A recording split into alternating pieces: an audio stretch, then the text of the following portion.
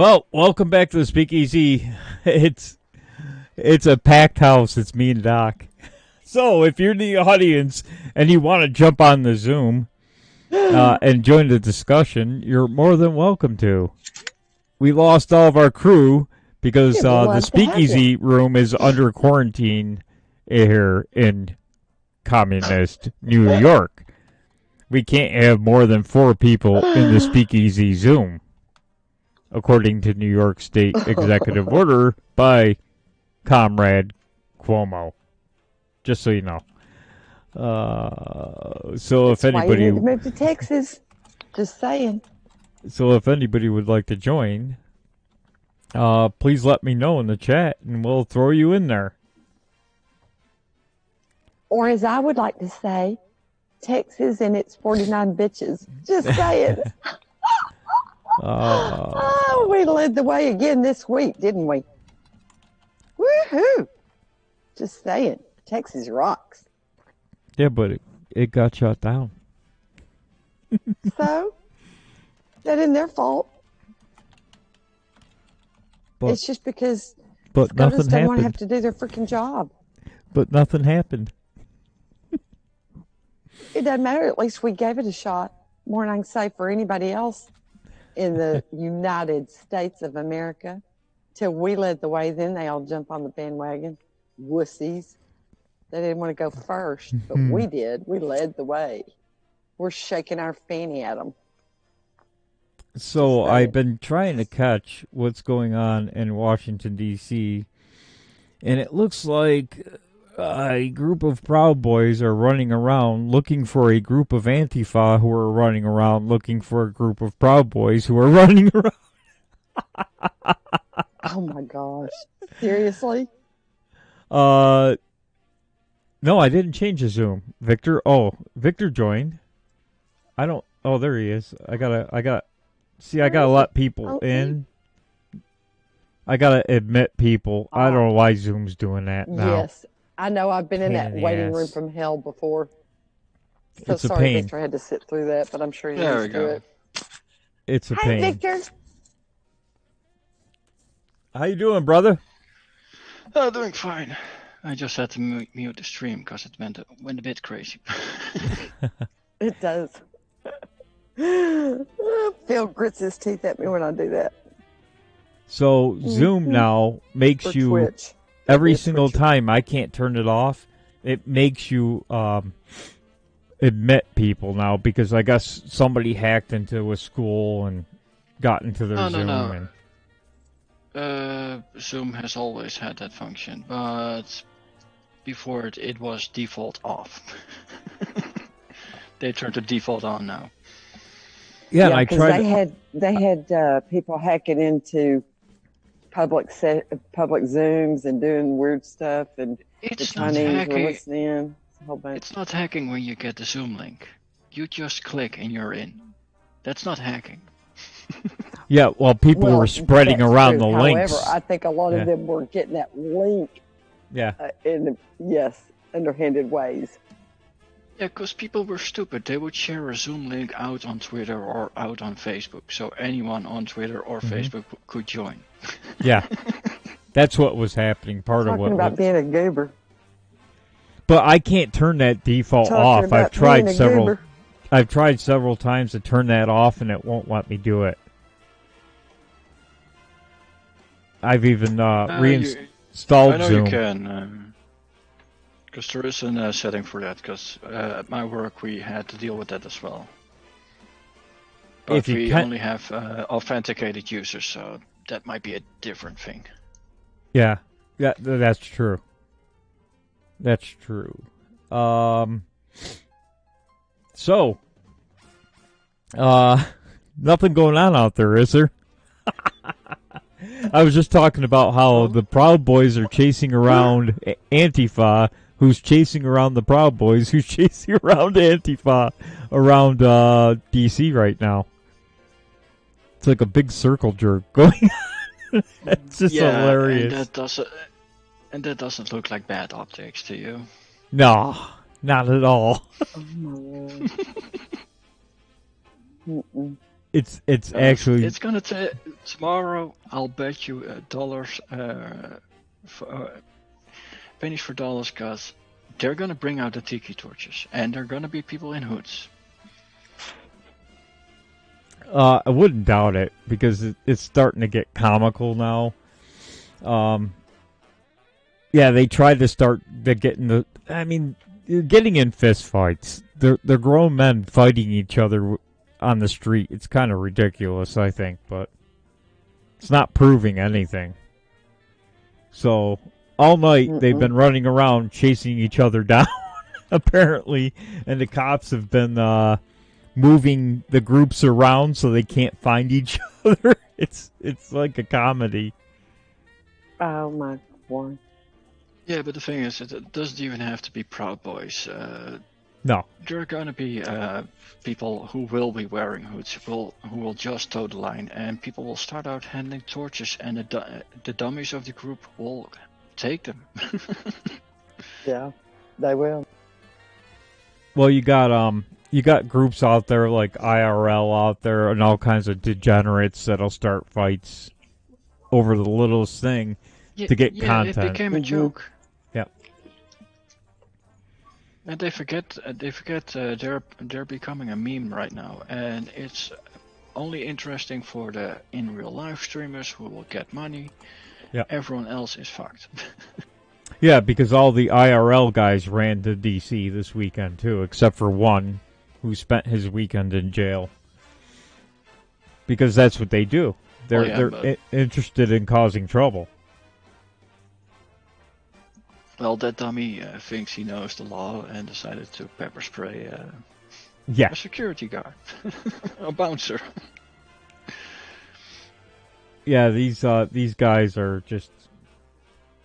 I mean, even the Proud Boys look kind of foolish tonight, running around DC and looking for Antifa, trying to chase them down. It's comical tonight. Well, it rather disproves the claim that they've been making that they were not looking for trouble.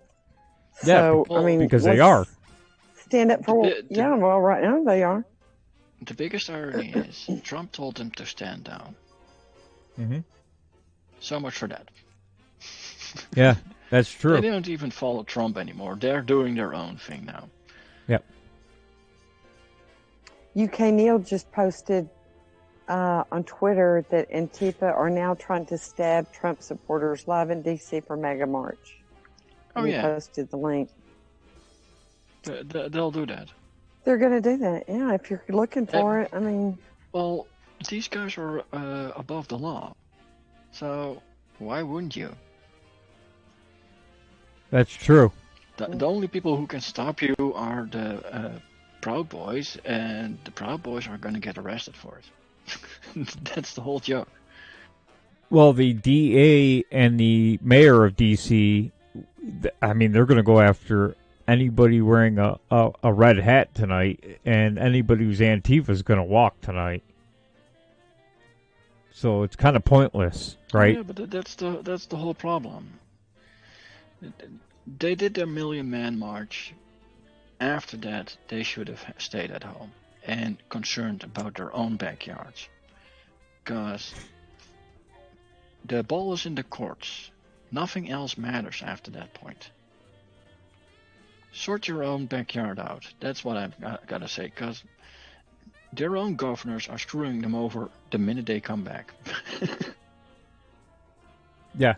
Yep. It's amazing. Well, that's, instead of doing this, I said this during the week, instead of expending all this money and effort to do this and roam around DC all night, you could organize some protests and block off Walmart and Amazon and help the little guys that are getting crushed right now. Well, not just organized protests. They could have secured local businesses to stay open. Yep. But that's the whole thing. That would be a very worthy cause. Yeah, but that's the problem. That's not a Republican cause. And that's all their mindset is right now. They've been going this for 4 years. It's not going anywhere. And they keep doing it and keep doing it in hopes of getting somewhere. So this is basically, I don't know, to my opinion, this is a waste of time. You're out looking for fights. That's what they're doing tonight. They're not protecting. I know Fritz thinks, and a lot of people think they're out there protecting people. They're not. They're running around the street looking to beat up Antifa. That's what they're doing for content. And if you knew who was there, based on the IRL streamers that are there, they're looking for content. They're not making any bones about it. They're running around looking for fights that they can make donations off of, right? Because it makes for great content, right? That's exactly what's going on tonight. And the main problem is, but that's the thing, the GOP is a mess, and they need to sort the GOP, because if even Lindsey Graham and Ted Cruz, who are pretty based for GOPs, but let's be honest, they're career politicians, so they're never gonna call us out and say, stay at home, sort your local businesses out, secure those businesses, keep everybody safe. No one is saying that during this entire coronavirus crisis, and that's the absurdity about it. I don't think that they really necessarily see the Proud Boys as part of the Republican Party, though. No, they don't want to claim. Hang on, they don't want. Yes, you can use them to make a point, but that aside, I think that they're afraid that would put them more in their camp in people's eyes, and they're really not wanting to claim the Proud Boys, because I don't really think that they know what the Proud Boys are, what they really stand for, and I'm not sure too many people do right at this particular moment. But again, remember, the old Republican Party is what MAGA is trying to wrestle for control of. We are becoming the Republican Party, the MAGA Party. And we're going to throw those sorry old establishment rhino pieces of you know what to the curb. But do you want to have the Proud Boys represent that?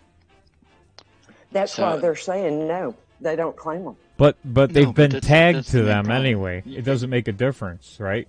They've been tagged to the Republicans. So why not get them doing something useful? If they comment on them, it makes them seem like that they're part of them, you know? Well, why not get them doing something useful, like helping small businesses and protecting them while they try to stay open, right? I heard you. I think they should. I think that's a great point. The biggest irony is, these are your so-called elected officials. They're supposed to be the leaders of the people. Why aren't they going down to the people and say, hey, guys, do it like this? Yeah. And we'll give you our approval. You're going to get GOP approval. Do it like this. Don't do anything else. Just do this. That would be the smartest. I don't think they want to be in negotiation with them. And to be real honest, I don't think they're real high on their radar. Negotiation. It's just saying, if you do this, we'll recognize you. They see it as a negotiation. They see everything as a negotiation, Victor. Come on. Remember who you're dealing with. They're rhinos. It's a demand. Let's be honest. Do it like this, or don't do it at all. That's basically would be your statement. So that's not really a negotiation. Well, Trump could have done it too, right? When he told them to stand down, he could have come out and said, "Hey, look, guys, do something constructive with your time instead of chasing down people for fist fights." I mean, that's useless. The biggest irony is he did a flyover with his helicopter. At that point, he should have landed his helicopter and go, guys, go home, secure your homes, secure your work. Yeah. That's what he should have done. Because that would have given a whole slew of news. No, are you talking about to the MAGA supporters today? Or are you talking to the Proud Boys tonight? No. Because they're two different things. Well, no. That's not her. Merges today. I totally disagree with that. I think that we need to let Washington and SCOTUS know that we are freaking pissed and we aren't going to take it anymore. And that I disagree with that totally. I think we need to be heard loud. And then you go home after the day's march, you secure your business if you have to stand outside armed, and then you go to work next week and tell them to come find you. Just like that guy that is the gym owners that have been fighting, that have been, gosh, they've been arrested, they've done everything.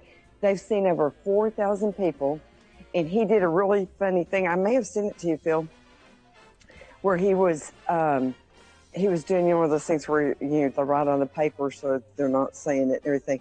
But he's basically giving him middle finger, going, you know what? He's going to find me again when he does this, but you can kiss my head. Yes, and I was going, yay! But I think we need to be united and let the people know that we aren't going to take their bullshit anymore. I understand that sentiment, but the thing is, the gym owner is more based than the Proud Boys or Alex Jones today ever was. Because that's what currently matters for the American people. Who gives a crap about the GOP or the election at this point? Secure your jobs. Secure your local officials. That's what you need to be doing. Because the election matters because you know what? We aren't going to have a free country if we lose this election. That is of paramount importance because the whole world will be lost. Here's the truth, though. The truth is they don't give a shit if you had 2 million people in D.C. today. They don't care. You can have 2 million every day and they don't care. I think it's not necessarily, it's not even just them, but it's the optics to the normies. And I disagree with y'all. I think it does matter. The optics would have been better if they did food handouts, Christmas giveaways, and secured local businesses. That would have been 10 times the better optics. For the Proud Boys, but not for the MAGA movement. For the MAGA movement, even for the MAGA movement. I mean, that's not. They do that all the time, but I disagree. I think they need to see a show of force, and I hope it gets bigger. It's going to be a clusterfuck, and it's going to end up bad. That's what I'm going to say. It's not gonna, unless you do it locally, it's not going to mean anything. Because DC doesn't care, so why do it in they've been DC? doing them locally. We've had 95-mile long car things. We've had boat parades. We've had all that. We've had the rallies. We've had all of that. Yes, but it is time to march on Washington. I just see it way different, Victor. I'm sorry. Well, the Tea Party did the same thing, and nothing happened, right? There were a lot more people at the Tea Party rallies in D.C., and they didn't listen to anybody then, so why are they going to listen now? No, but hold on. This ain't then. A lot of things have changed since then, Phil.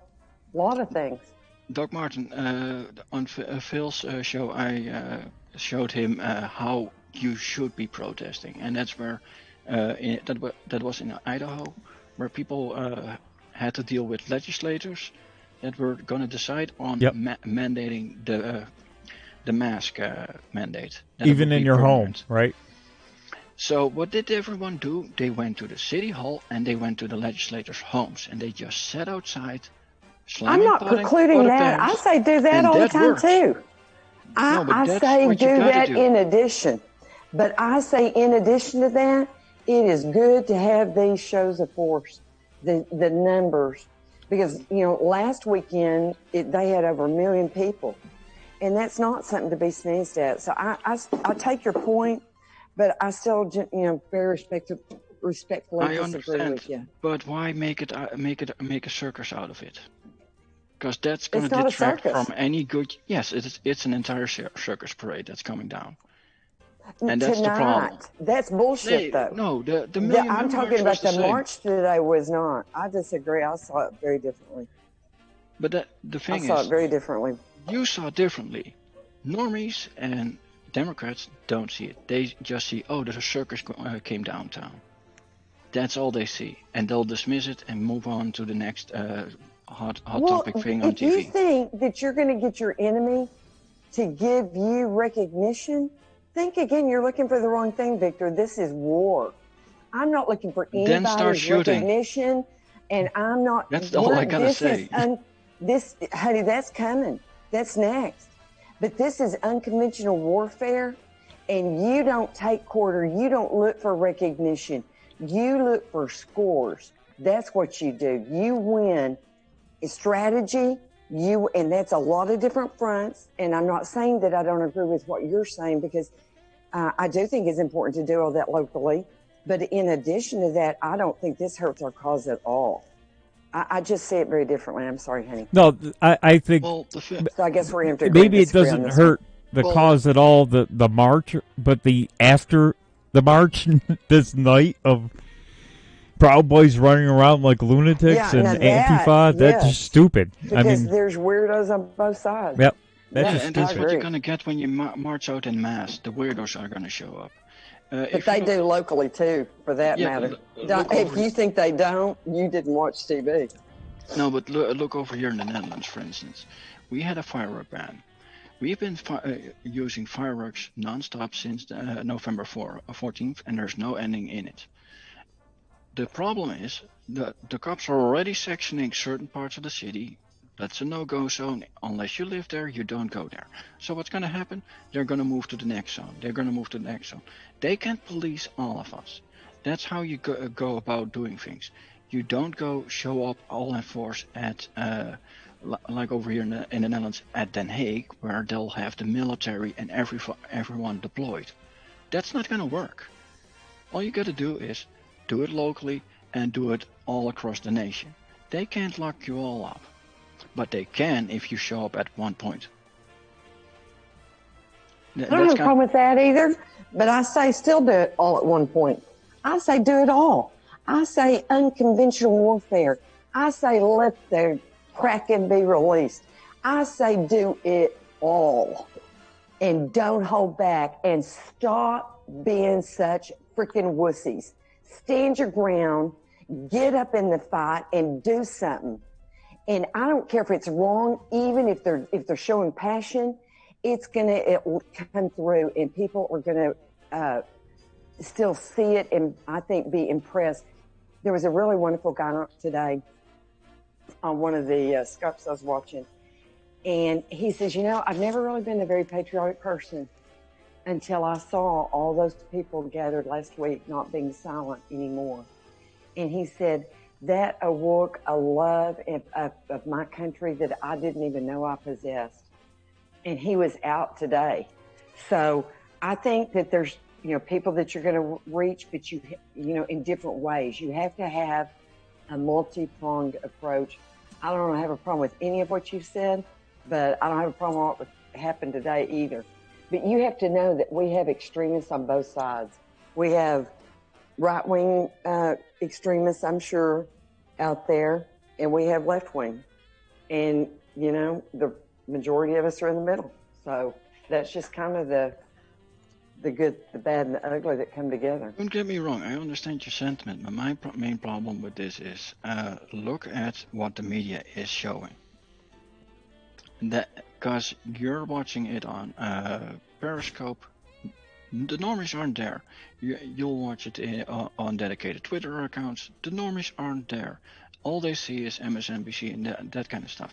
So the minute you don't show up in the news, but you show up at their doorstep helping people out, that's gonna say more than having a shit show literally on MSNBC where they're salivating at the prospect of covering the whole shit show that's coming down to DC. That's kind of the problem. Well, you know what? I think that there are a certain amount of normies we're never going to reach because they don't want to be reached. But I think more and more people are waking up, and the bigger we grow, the harder it is to ignore us. So, I don't really give a shit, to be real honest with you. I say do it anyway. Joking if they can't take a fuck. And if I had a way to show both my hands right this moment, without you seeing how terrible I look, I would show you why God gave us two hands, and that's where you have two middle fingers. I'm sorry, but I'm pissed. I'm done playing. I know somebody was upset. And, unfortunately, I'm representative of a very large amount of patriots in this country. They need to be worried. I know somebody was upset with apparently I said, and I still say it. Tonight, what you see going on in D.C. is a circus. It's a joke. I mean, idiots running around after idiots is what I see. That's it. And that's beautiful. You know, I'm going to run around, look for somebody to beat up. I mean, what a joke. They're both a joke at this point. That's not getting anything done. I'm looking for some Antifa to beat up, and Antifa's looking for some Proud Boys to beat up. That's just ridiculous. Yeah, and the biggest irony is the local mask mandate protest, for instance. That got those elected officials running scared, because all they thought about was how Black Lives Matter and Antifa were. And they equated it to the Republican. Half of them weren't even Republican. They equated that to the mob because they see a mob, and all they've seen is mobs are scary. And by showing up in force in DC, you're going to enforce that concept of mobs are scary. But now you get the stigma. Your mob is also scary. That protest in Idaho, all they did was stand there, and what they sing? That they sang something. I think that's all they did.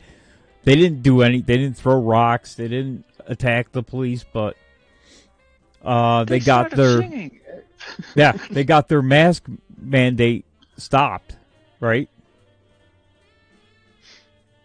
Yeah. Stopped. The committee just couldn't continue anymore. They were that afraid, and the police were simply stated, "We can't round them up. There are too many." So they're kind of stuck in an impasse right now. I guess that's how you kind of sort those things. We're just not seeing enough of that in every city in America. I guess maybe that's the point we're trying to make, is that a big march on D.C., yeah, that's happened many times. But if you have 5,000, 6,000 people doing that in every small town, that's going to get somebody's attention. If you got 5,000 people blocking Walmart and Amazon, that's definitely going to get the politicians' attention for sure when Amazon starts crying about it. Oh yeah, but let's equate that to the Million Man March of Martin Luther King. That one really didn't matter in the big picture. The big picture was the Black Panther movement that did things locally, because people didn't fear Martin Luther King. They were afraid of Black Panther doing something, and they did nothing. They just showed up with guns. Yep. And because local officials had to start doing something for their own sakes, things started to change, and that's where the president at the time and everyone else started noticing. Okay, we gotta address this solution because locally we can't enforce this.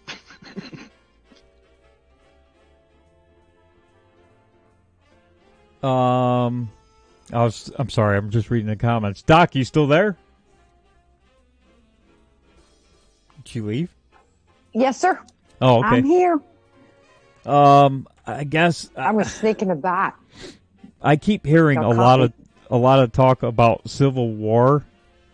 I just don't see it happening. I mean, I know on Pirate Radio last night, and I respectfully disagree with them, that if America sees 25 dead college kids on the street during a shooting war, that shooting war is going to end awfully damn quick. Whether it be the military does it or somebody's going to do it, but that'll end fast. Trust me. If you got 25 dead, they were talking about it last night, saying that, well, we'll get their attention when there's dead college kids on the street, and that's going to get you nothing but trouble. That's going to get you a hammer from the government. Well, no. Explain the Berkeley shooting that was done by the government. No one bet an eye. People started protesting because of that shooting, but that didn't amount to anything. No, they were talking about the Vietnam War. They were talking about, say, like the Proud Boys, as an example, shooting at Antifa back and forth. that type of scenario. And that'll get you a hammer from the government. Scenario, not just a hammer. It's gonna kill your rights, because that's gonna excuse them to have even more infringing rights to consider people domestic terrorists. Proud Boys would immediately become a domestic terrorist organization, and it's not just them getting rounded up. It's going to be their friends and their families as well. Don't forget that. Because everyone is complicit in that scenario.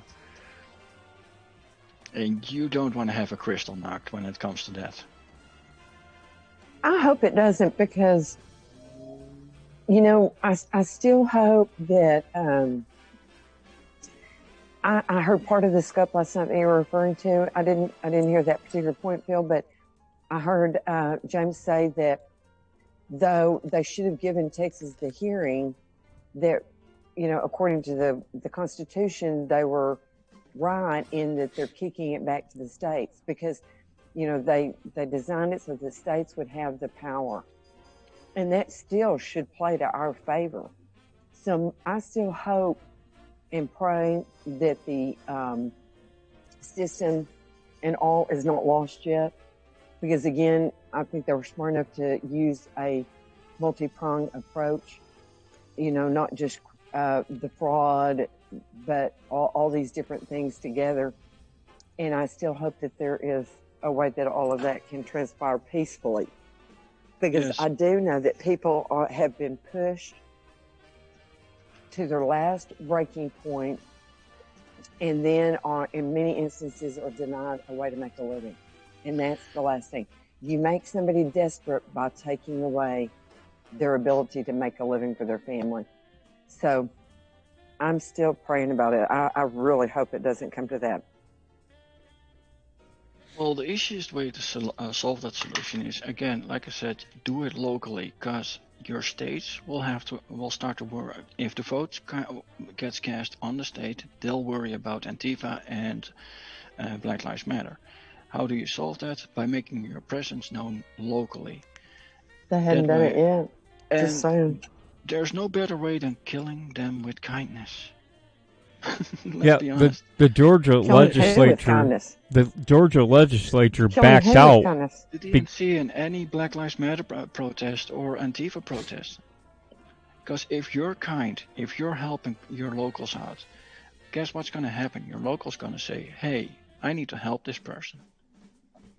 Instead of going, well, this is just free weird factions going to war. I see that's so totally different there, Victor.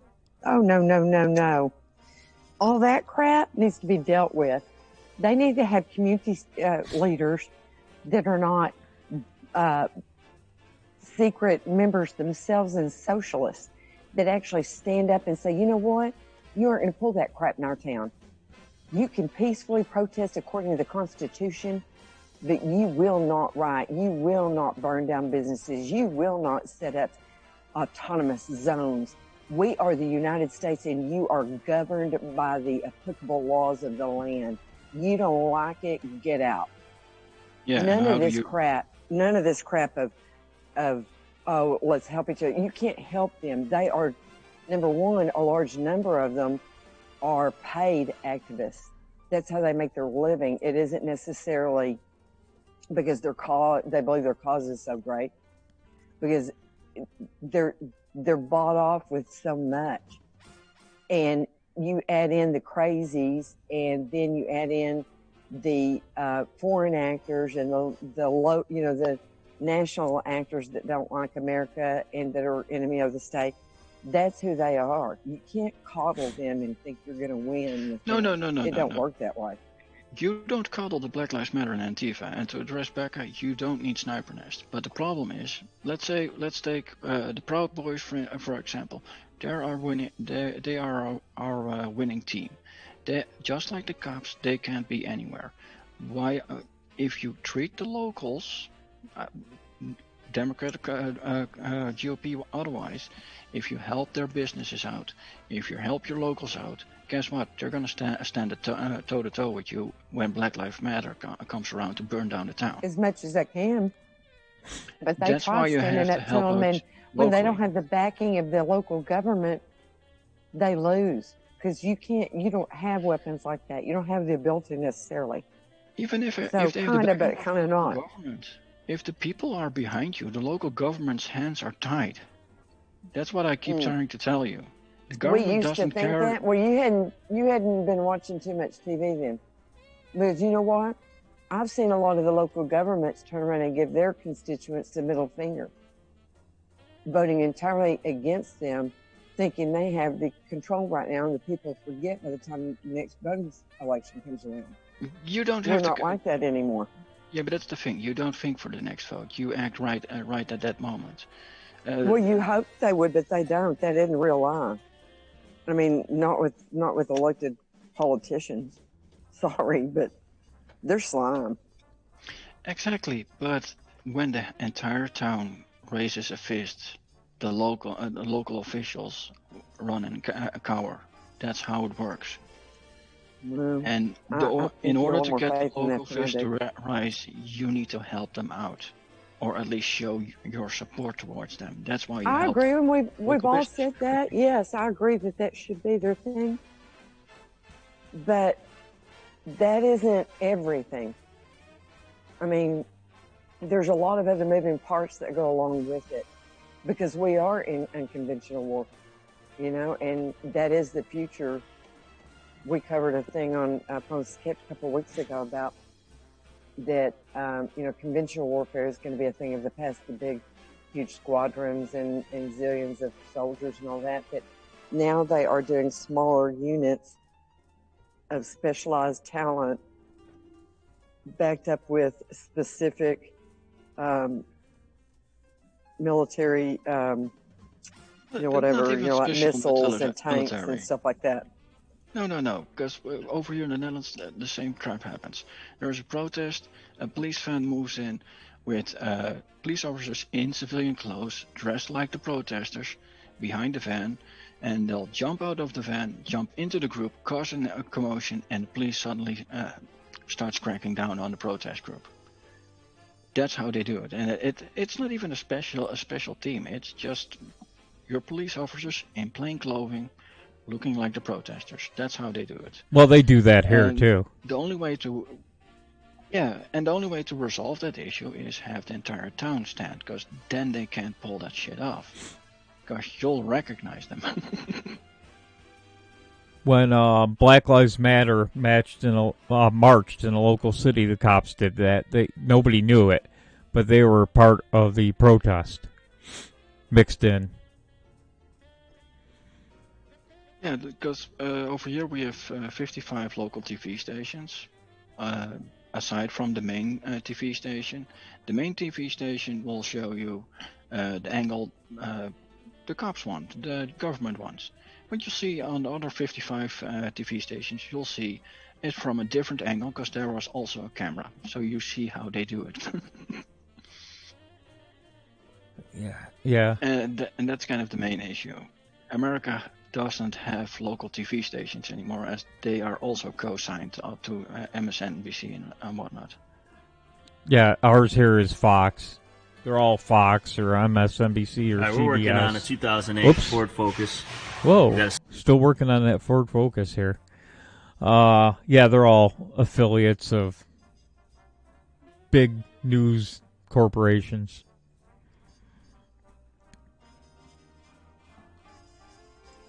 And obviously controlled by them. There's 6 that own them all. Yep. There's 6 corporations that own them all. We played a clip on Q-Tips last night where it showed them, all of them taking their stance against the Hunter Biden investigation.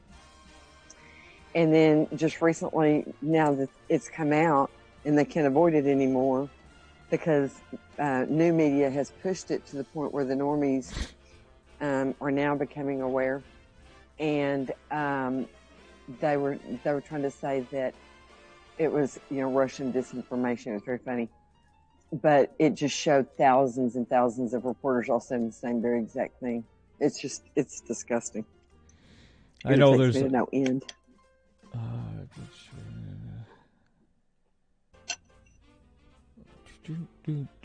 Oh, okay. So I just think that a lot of talk of civil war, and that's just, I don't know. We heard the same thing back in Obama's days, and I think when it comes down to that, if something big happened where there are a lot of dead people in the street, you're going to get the middle of the country going horrified, going, no, we don't want this. And then the government dropping the hammer, and it'll be over. Well, exactly, but the main problem is people don't want to act unless it happens in their own front yard. That's the main problem. And I can't stress this too much to the audience. Spread it out, or get organized and help your local businesses. That's how you stay strong. Because the more money you lose, the more dependent you will become of the government, and then the government gets its way. Because the minute a government official says, well, we're just going to cut your funds. That's why they're closing everybody down. Yep. Well, that's why you need to organize and give the middle finger to the government and stay open. Oh, I agree. I think they need to all start opening up regardless. Can't arrest them all. Can't give them all tickets at once. Exactly. And if you do that with everyone involved, the government can't do shit. But if you sit back at home hoping POTUS or anyone you see as a miracle hero, super duper person, gonna fix the thing for you, that's not gonna happen unless you get off your ass. Yeah, because and that's kind of the main problem currently with the Republican Party. Everyone is sitting and hoping Q is going to tell us how it's going to be done. Trump is going to tell us how it's going to be done. Alex Jones is going to tell us how it's going to be done. Well, they're not doing anything. You can do your own thing locally. Sort that shit out. Secure your own backyard and front yard. That's what I got to say. Well, see, I kind of see a little different. I think POTUS and Q and all of them have laid the map out. And I think what we're seeing now is people picking up the mantra, like the little guys that have the gym, and the girl that called them the movie company out, and Gavin Newsom that we played last week. She's so much more made the point eloquently than any politician could. It spoke volumes just because it was so poignant and so sad to watch her, just lose her business when right next door, the movie company. So I think all of these people are picking up the mantle, the 95-mile car parade, the boat parades, the marches today, the businesses that are opening and back up, going, you know what? There's a chef in California that's been tweeting out, and he's a lib, and he's been tweeting out about it. And there's just been so many people the zillions of people that testified this week that have come forward at risk and peril to their lives, to their loved ones, to their reputations, to everything they've got. They've stepped forward and said, you know what, I can't be quiet any longer. I've got to tell people what I saw, what I experienced, whatever. And I think that more than any mainstream media could spin, any narrative they could spin, I think that the power of all of that, because it's been covered on, even some of the mainstream media did cover some of it, and enough people are out there seeing it, that is the best marketing that we could get for our cause. Just everyday people picking up the mantra and going, I am going to get involved. I am going to do something in my own way. I'm going to do something for my country.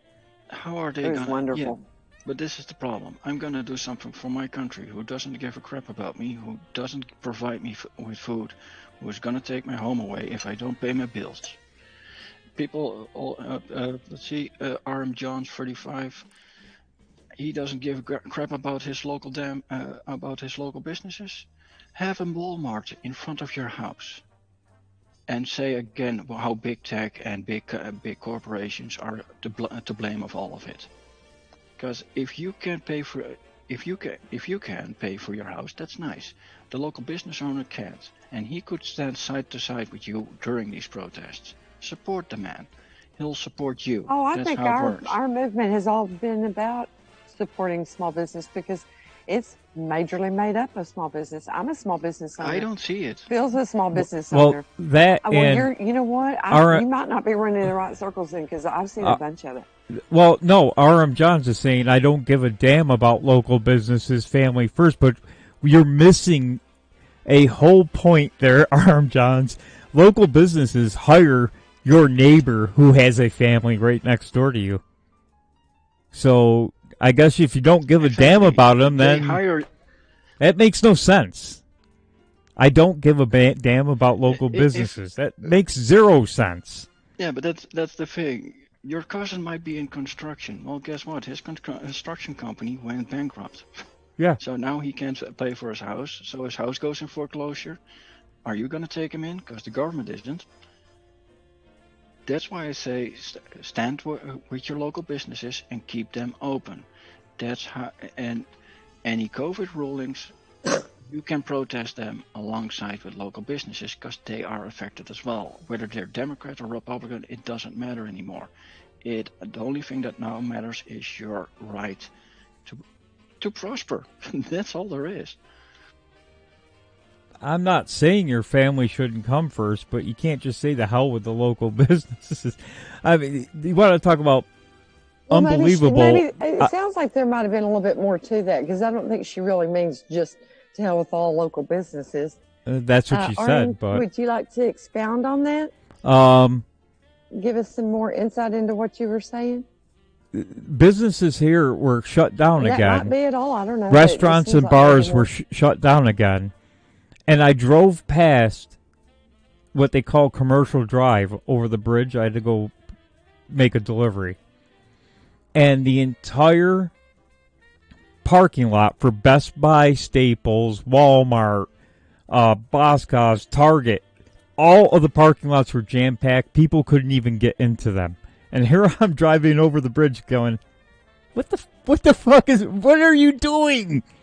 Everybody's been shut down. Your neighbor's losing their business, and you're going to Walmart and Best Buy?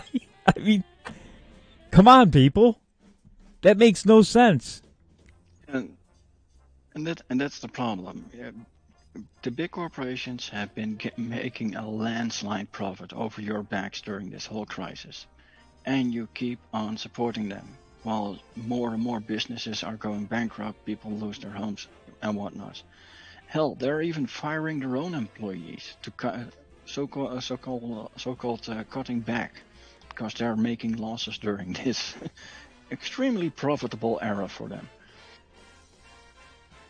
Well, you know, when the local businesses start going out, your whole community is destroyed. You have no community left. If 50% of your small businesses are closed, you don't have a community anymore, right?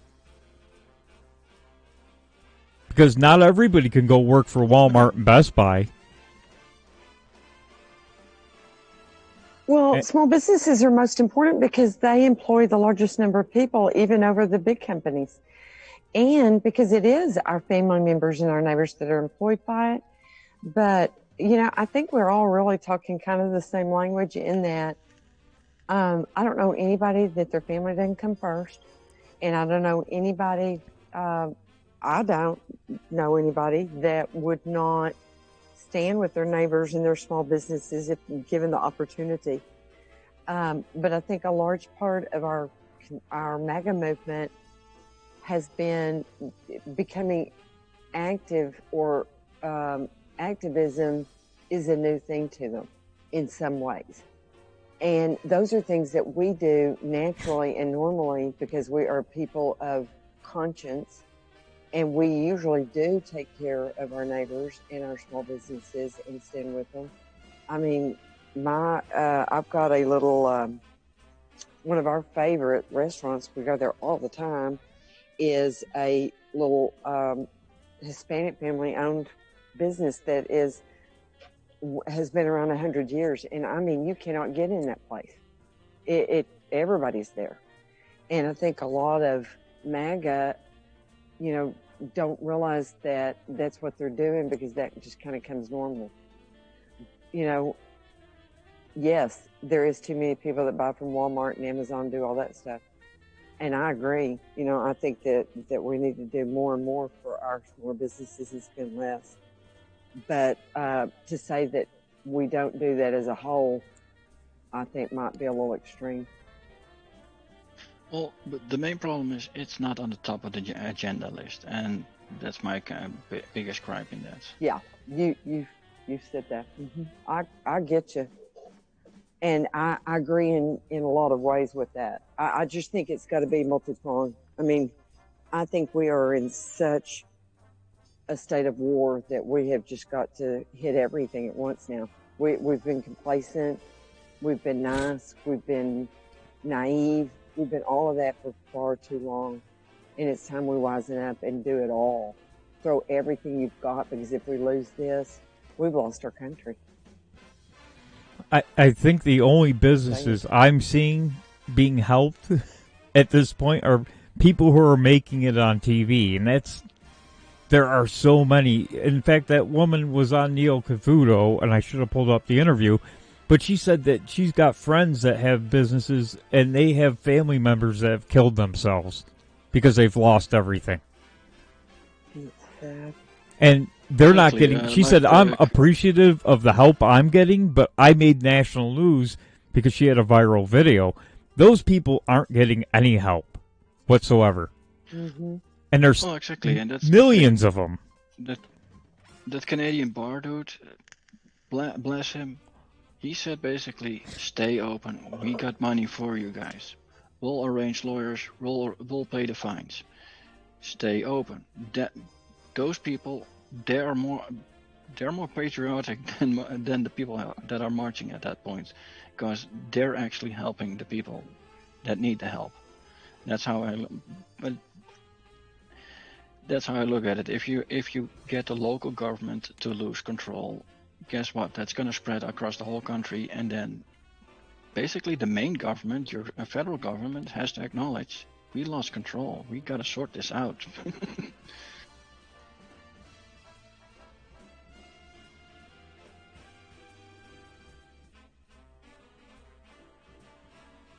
Well, Phil, for a little change of pace, since we've kind of beat this horse to death, why don't we show one of those? I think I sent you some videos maybe for Speakeasy, did I? No, not that I know of. I thought I put some in there, when I loaded up for the show, and I said for either show, for Promises Kept or Speakeasy. There were like 60 things in there. Oh, there is one thing in there 70. Towards the end that's extremely important that we have to show sometime tonight. You can skip forward past the first 15 seconds probably, but there's one little video at the end I dropped you that we do need to show sometime tonight. I'm sorry. Because I am a proud mama. Well, I'm going to go look and dig for those. In the meantime, I'll play this.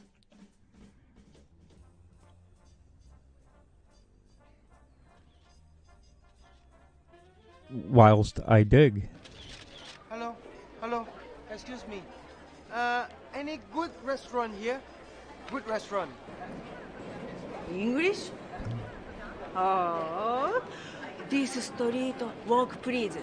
Hamburg, beef teki, omurice, garlic sauce, stew, good taste. A coffee shop. Coffee jelly, grapefruit juice, piiman, tomato, cheese, sand, good taste. Over there, pan shop, korokke pan, melon pan, gratin pan. Good paradise. Let's go. What?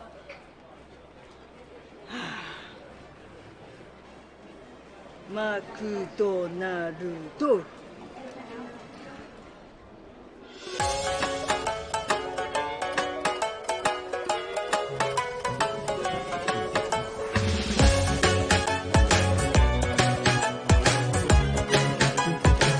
I'm finding your stuff. I don't see anything marked Speakeasy though. I don't speak Japanese, but I love Aoi Sora. When you say wakarimashita, I say Hitachi, Toyota, Kawasaki, Nintendo, Canon, Sony, Honda. I'm losing my way. Oh, so where should I go? Shinjuku so big. I need a Doraemon. You speak Japanglish. Show me English language. What can I do? Where should I go? Oh, there's one.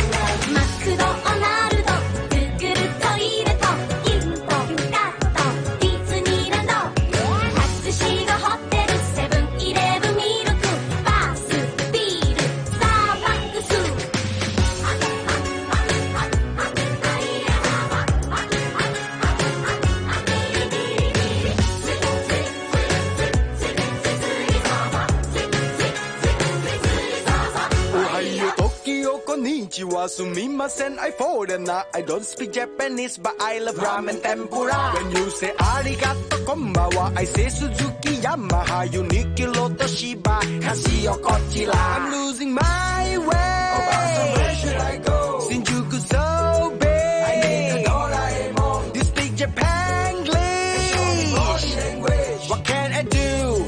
Where should I go? Please take me home.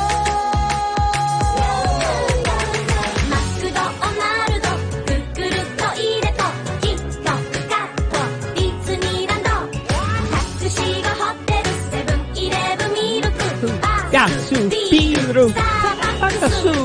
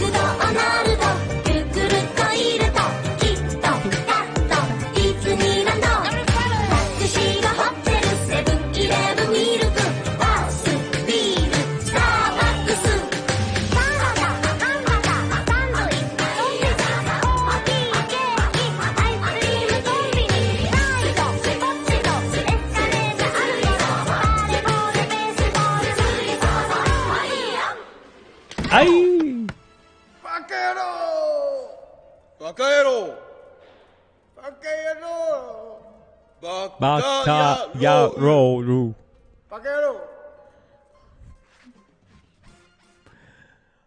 All right, I found two things that you had marked Speakeasy. One won't open on Facebook. It says content deleted or something like that.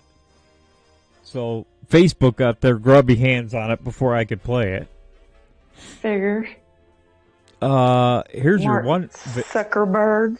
Here's the one video I think you wanted to play. Let's see if it plays. I dropped one in winning DT, TV. Say hi, Kenneth. You excited? Oh, here we go. Oh, wait, no, that's my last. Never mind, sorry. We still got a couple more. I thought it said something else.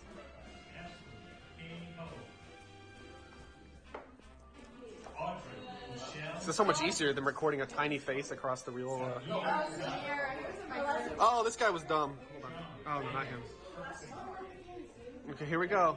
L, we're at the L's. You're within 5. You're next. Here we go. Woo! Yeah! Woo! Go, Haley! There's my baby. Yay! Sorry, guys. I had to make y'all suffer. I apologize, but you know how us proud mamas are. That was a long time in the making. I'm just saying, and now I can hopefully get her away from that left-wing libnut university she goes to, while I can still call her conservative. Did you drop it? Thank you, darling. What, Yankee? Victor, did you drop it in the DM? In the Winning TV Twitter. Okay. But what did she graduate at? I'm sorry, darling. What'd you say? What did she graduate at? She graduated with her undergraduate degree in business management and entrepreneurship with a minor in accounting. So she wants to eventually own her own business, I think. She's very driven. I mean, Haley is really... She's going corporate with that degree. Huh? She's going corporate with that degree, at least. Well, she's probably going to have to for a while just to get some experience, but she hopes to be an entrepreneur. I've owned my own business for 22 years, and I think she's kind of gotten the bug. Because I told her, I said, you know what? You really have to just decide. Do you want to work for somebody else the rest of your life and live in the corporate world and be told how to live, you know, what to wear, how to think? You've got to march in lockstep and you better buy all their ideology. Or, in my books, being an entrepreneur, you can work for yourself.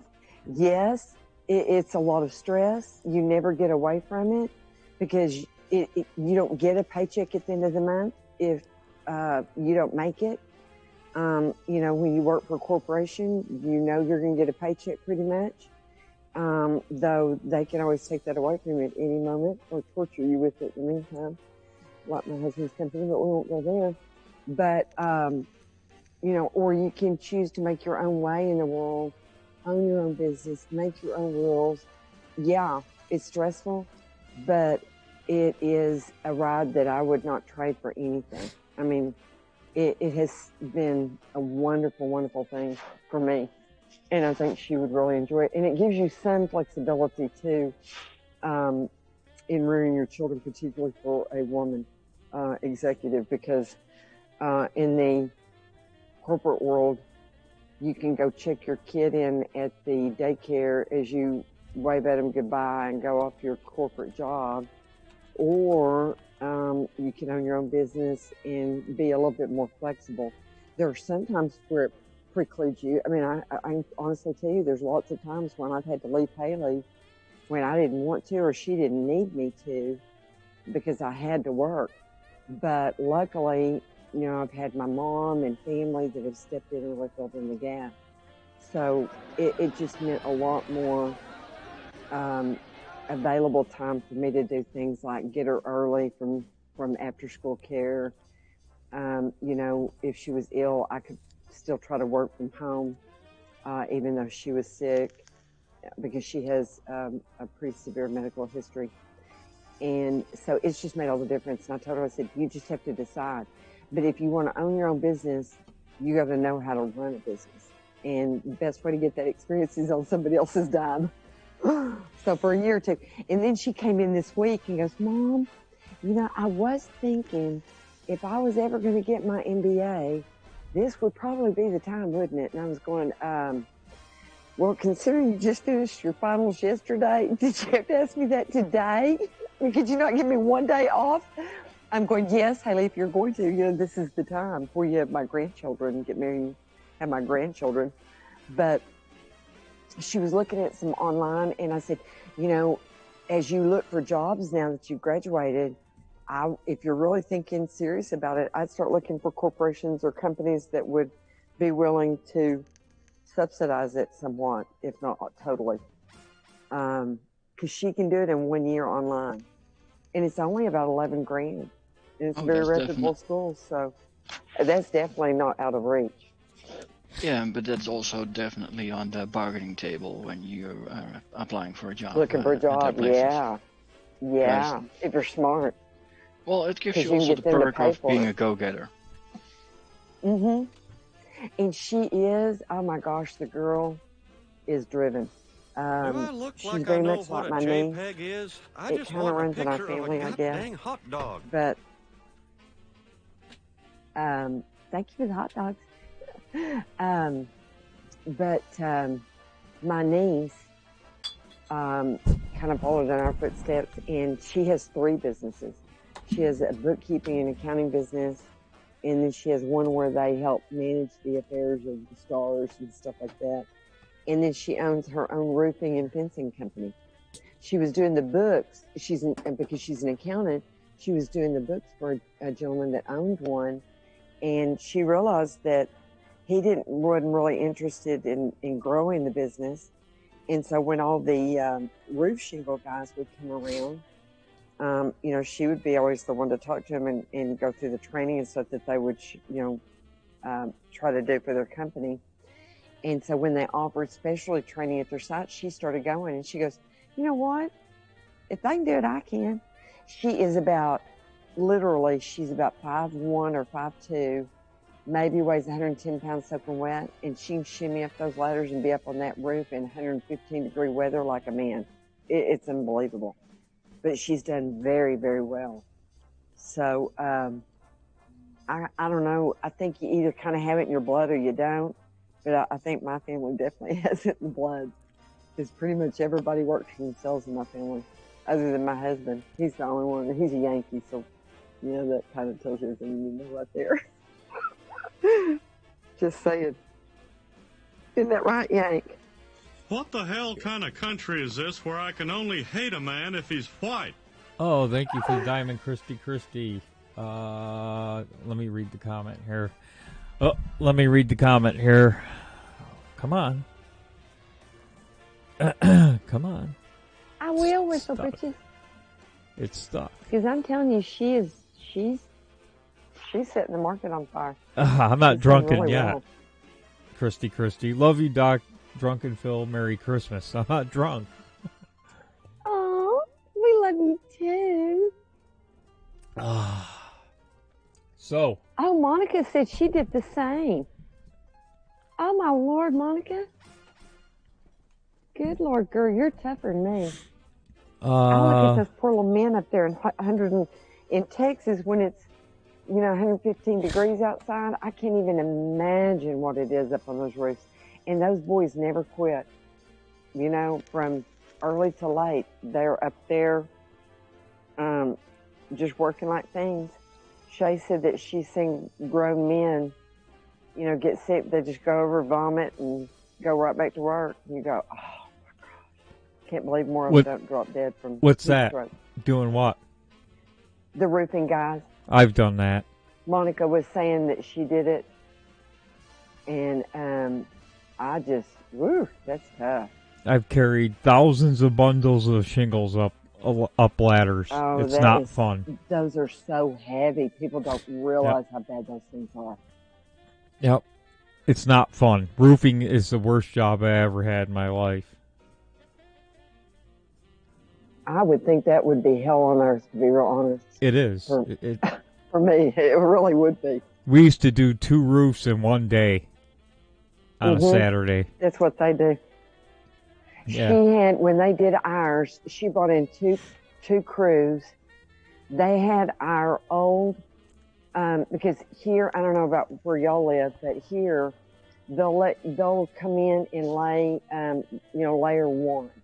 They'll come in and put a new roof over an old roof without tearing off the shingles. But once you do that once, you don't want to do it more than that. So they'll come in and completely gut the roof, have it all off, and they had the whole thing put on in one day. And our house is pretty big as far as the roofing thing goes. Well, we did it with 10 guys, 2 roofs. Mm-hmm. Just 10 guys, and carrying all those shingles up and ripping up, tear off. Yeah, it's a lot of work. It is. I really, I just, when I see them in Texas in particular, I just cringe. But you can't really do it, and I mean, they recommend you don't do it, in really cold weather. There's a degree range that they recommend you do it in, at least here in Texas. I don't know what y'all do up there in the winter. I mean, surely y'all do it mostly during the summer, but you don't always get to pick. No, you can't really cold do. Weather is better than hot weather. Well, you can't really do shingle roofs in the winter. It doesn't stick. It doesn't seal if it's really, really cold. No, it won't. Doesn't get a good seal. No, they have to. They have to heat up. They have to heat up so they seal up to each other. Yeah, but it depends on the climate, I think, because over here we do it during fall and winter. We do it too, but I mean, they try not to do it in the really, really cold. Well, do y'all do the regular old, I mean, like we do y'all use tar and all that kind of thing, all that stuff? Well, we use tar if we lay leather tar roofs, which are basically the flat roofs, but we mainly do shingling and Y'all roof do flat roofs? pans, we call them. No, we rarely do flat roofs. Those are basically apartments or flats where you'll have a flat roof. Most of ours are basically triangular roofs, so you're more stuck with shingles than tarring things up. We're stuck with high humidity I'm sorry, we had a war of accents there, Victor. I missed that. Say one more time, baby. Well, over here we're stuck with high humidity, so we can't do that during summer. So we got triangular roofs, the old brick and mortar roofs, housing basically. So we'll do mostly singles, and we call them deck pans, but they're probably called shingles over at your end. Interesting. I know that they use different. I didn't realize until I went up north with my brother-in-law. I don't know. I just really had never thought about it, because in the South, all the houses are mainly brick, and because it's a good way to keep your house cooler. But up north, y'all usually mainly wood because it's such a good insulator. And I found that to be really interesting. No, that's when you travel, when you get to travel the country, you really get to see how different parts of the country do things very differently. The kind of roads you use and all that. It's not because it better insulates. It's basically with the resources at hand. If you have a lumber yard next door, you're gonna have a wooden house. But if bricklayers are the bread and butter of your town, you're gonna have brick housing. Well, yes, I agree with you there, but it is also a better insulator from what I understand. But, yeah, you do have to kind of use what's convenient. It takes a lot of sand to make brick. It takes a lot of wood, which we don't have quite as much of as y'all do. Up here, there are very few brick houses, but most of the factories, all of the cotton factories, Utica sheets were made here. All of those factories were brick. They used all the bricks for the factories.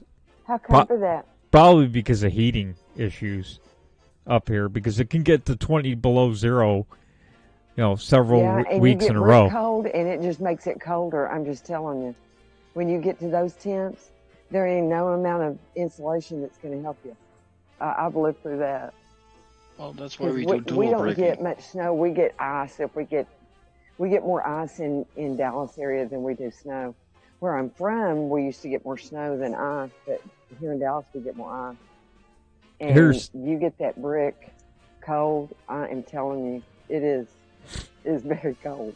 Here's something from Stefan. It says, warning, bars need your help. We can only open at 1/3 of our capacity. Those who cannot drink for 3 are kindly asked to leave their place for the professionals. I saw that with the bridges. Well, so then we know where you are tonight, don't we? I wouldn't have to leave my place. Victor's got a video here. If you're gonna pick mine, I also dumped another one in there that just got out on YouTube. Okay. So you got 2 lovely items, but this is basically. Excuse me, go ahead. This is basically what happens when you know who to strike. The first one is from France, where even the firefighters are fighting the cops. And the second one is where the farmers over here in the Netherlands are striking the big corporations.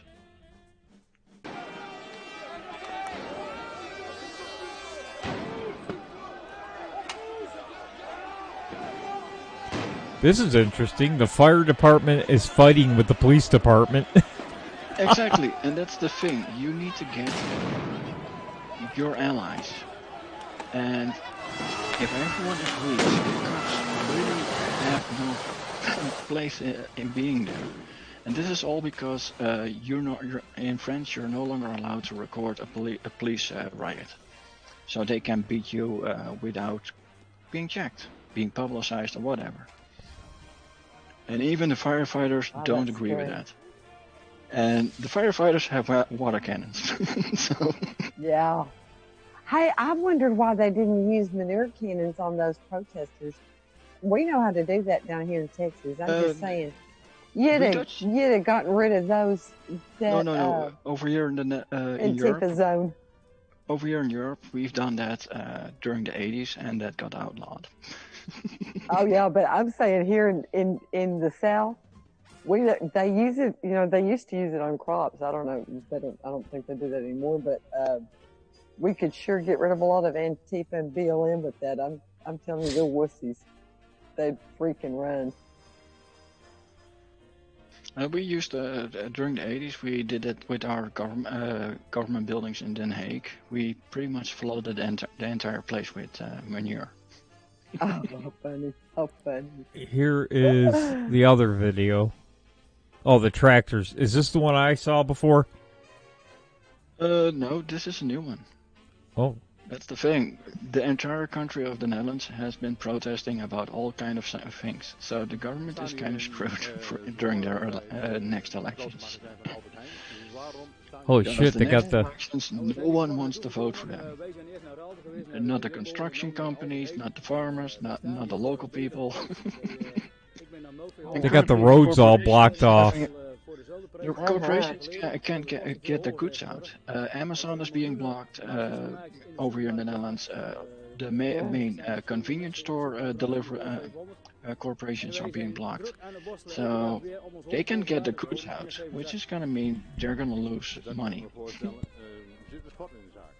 Well, that's when you get the attention of the politicians, is when the corporations start losing money. Yep. Exactly. And then it hits their pocketbooks for their re-election campaigns. Yep. Their special pet projects. And this is what Americans need to do with their big corporations: block them off. I agree. But the thing is, they won't call the cops. They'll have their own security team. So you got to be aware of that. This is kind of where I was going. We need to start doing this. Get people to block off Walmart and Amazon and Target. This happened nationwide for one day. One day meant they lost millions. Yeah. Yep. When Amazon, Walmart, and Target lose millions, that gets the attention of a politician really quickly. They're probably right on the phone, right? Phil, you need to understand, this is for currently shown from one company, store company called Albert Heijn. They lost millions. They did this to all the companies. So it's in the tens of millions, if not more, totally. So and it's not like, oh, they only blocked off the driveway. No, they blocked off the whole place. Yeah, look at these tractors. Over here with 120 tractors, I believe. That's how you get it done. You get attention really quickly when millions of dollars are lost in a day. No farmers, no food. Well, the basic reason why it is because they say, well, farms are polluting, and they already showcased why they wanted to get rid of the farmers, and they want to have cheap housing on farmland. So they're trying to tax the farmers out of their ground, and the entire country is not having it. So the population has no problem with them protesting, and that's a problem for the politicians because they can't act. That is exactly what's going to happen here. They are going to take over the family farms, probably in the first year of Joe Biden, if they have their way, in the name of global warming or climate change or whatever the hell it's called this week. Because remember, cows fart.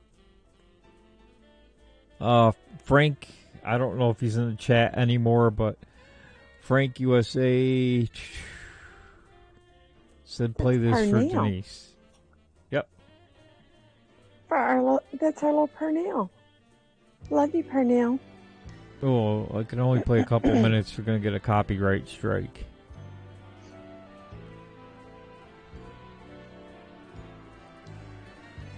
You made me love you. I didn't want to do it. I didn't want to do it. He always has good taste in music.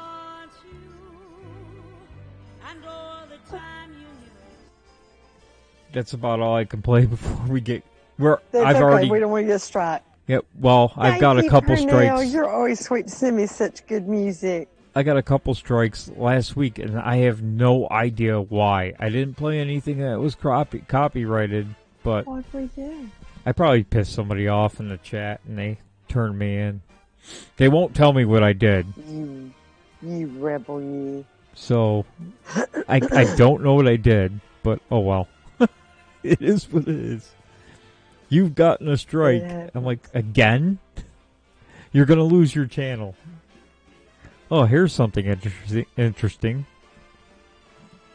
Chinese guys kicking each other in the nuts. What? Oh, a brick. Ooh, I saw that. Oh, my Lord. Who would even want to learn how to do that? Is what I want to know. Why would you hate yourself that much?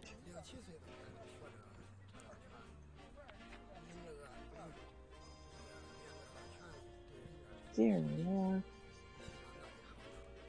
He insists on kicking himself in the nuts every day with a brick. Builds up resistance. This is why we won't, Boogie's right, we won't win a war against China. Because, look at this. Nobody in America is smashing their nuts with a log.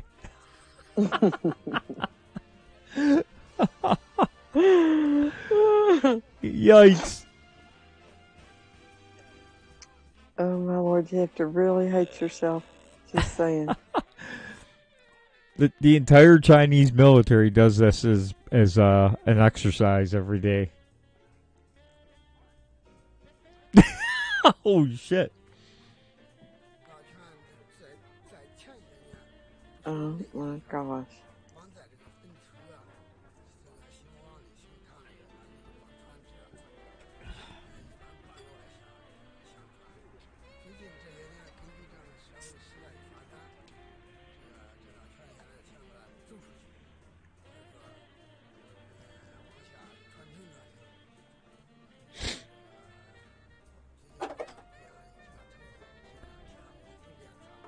So, is this China's population reduction program? Oh, cow. That seems to be working quite well.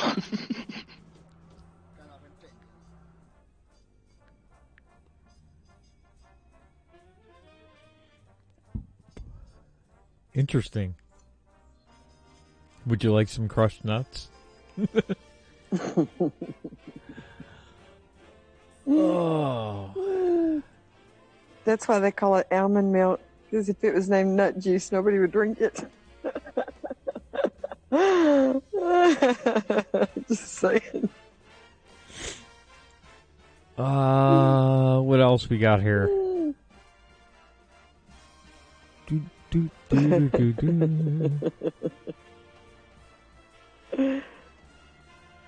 Oh, I sent you, oh, no, it didn't come through. I sent you a funny one of Neil. Neil did a funny video with him. Where'd you put it? It didn't come through. So I tried to put it in our room, but it didn't come through. So let me look it up again real quick. Let's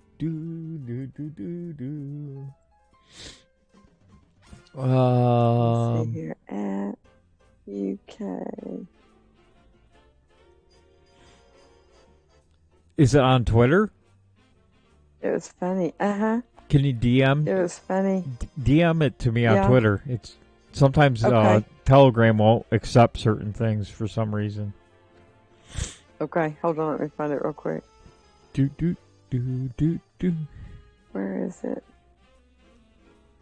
It was funny. He was playing with some app. Where is it? It was on there just a minute ago. So. Well, maybe he took it off because I can't find it now.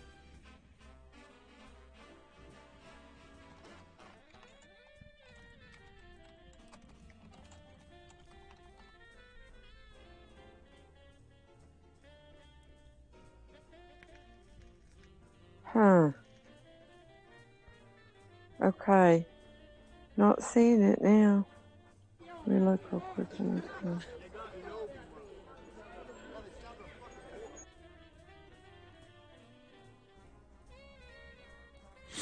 And we're still walking around looking for people to fight. Like I said, that's bad optics.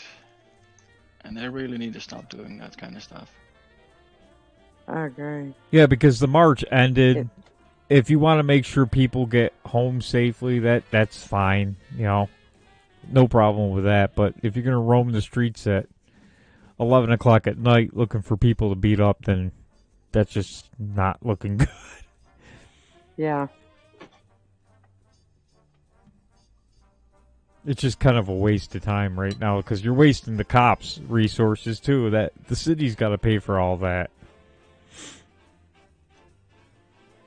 And they've got probably 100 cops out there following one group around still. If not more.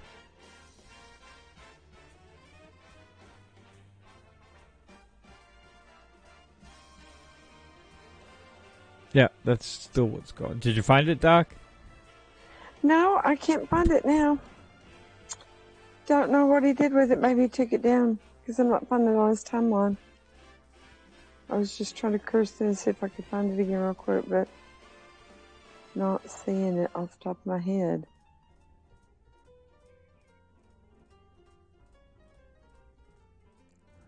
Oh, Christy was going to try to come in. I didn't see anything pop up on the Zoom. Are you trying to get in the Zoom, Christy?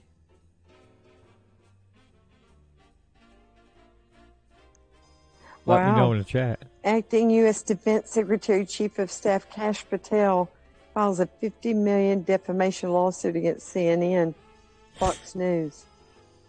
Per Fox News, I guess. For what? Defamation. But what was it? I don't know. I don't know what they had said. But a $50 million defamation lawsuit is pretty tough.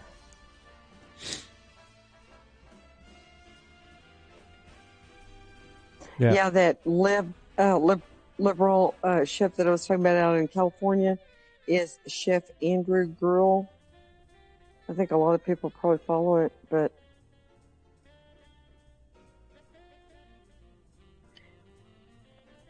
they also said today that by the end of the month, within the next week or two, they're going to have millions and millions of the vaccine available. They've already got it shipped out through FedEx and UPS. Of course, that's for all of the ones that won't. Hey, you subscribed. Does it feel good? Oh, thank you for the sub, Christy.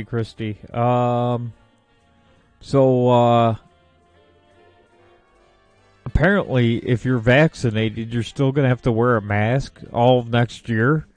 That's what Fauci's saying, I guess. The mask isn't going anywhere. It's going to stay. Because they already stated you're going to have a first, a second, and they're already coining the phrase without trying to say it, that it's going to be a flu seasonal thing. So you're going to have to take the vaccine 2 times a year, every year. And the mask isn't going anywhere. And the big problem is if you don't take the vaccine, you're basically screwed. You won't be able to work. You won't be able to go out anywhere. Well, my husband's company has already told them they have to have it before they can come back to work. Well, once it becomes available. Yeah, and the main thing is you got to keep your local businesses alive, because the minute those go away, you're pretty much left to big companies. Yeah, you're going to have no choice. Well, they have no choice. If the entire town stands, they're going to have to move in the military. But if the entire country's small town stands, there isn't going to be enough military. That's the way you have to go about. Because you got the National Guard. New York already stated, we're going to enforce the National Guard to give you the shot. Yep. But the National Guard isn't going to do jack shit if thousands of people are standing in front of them. Because then they're going to be, oh crap, we can't handle that.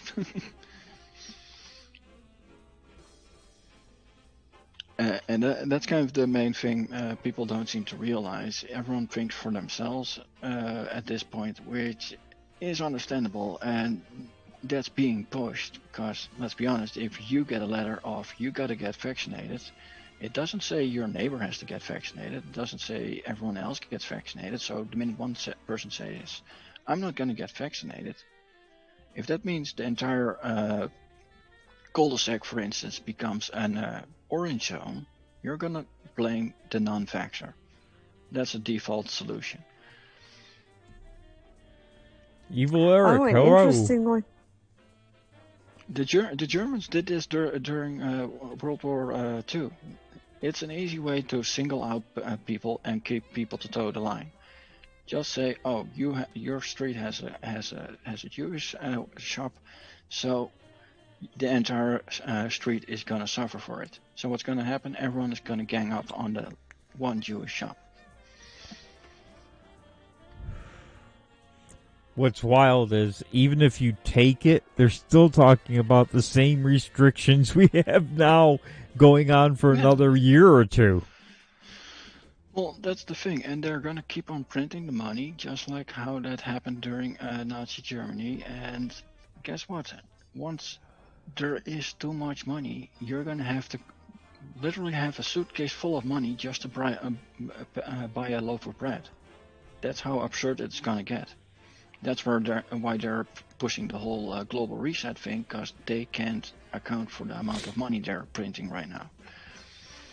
Well, that's already happening here, because I just heard an ad, I talked about this during the week, from a major financial corporation in this country, talking about exactly the same thing: economic justice for minority communities. They're going to sink in $100 million in this area into only minority communities for economic justice. And I said, damn, I've heard that somewhere before. Yep, great reset. Then come to find out, this major financial organization is hooked up with the Vatican and the IMF. So American financial banks and groups are already working on it here. Well, the worst thing is everyone's like, well, I got religious exemption. Well, guess what? The Pope already gave permission. Yes. So you don't have exemption anymore. And because the Catholic faith is the biggest faith, guess what? All the other faiths, we don't care about you guys.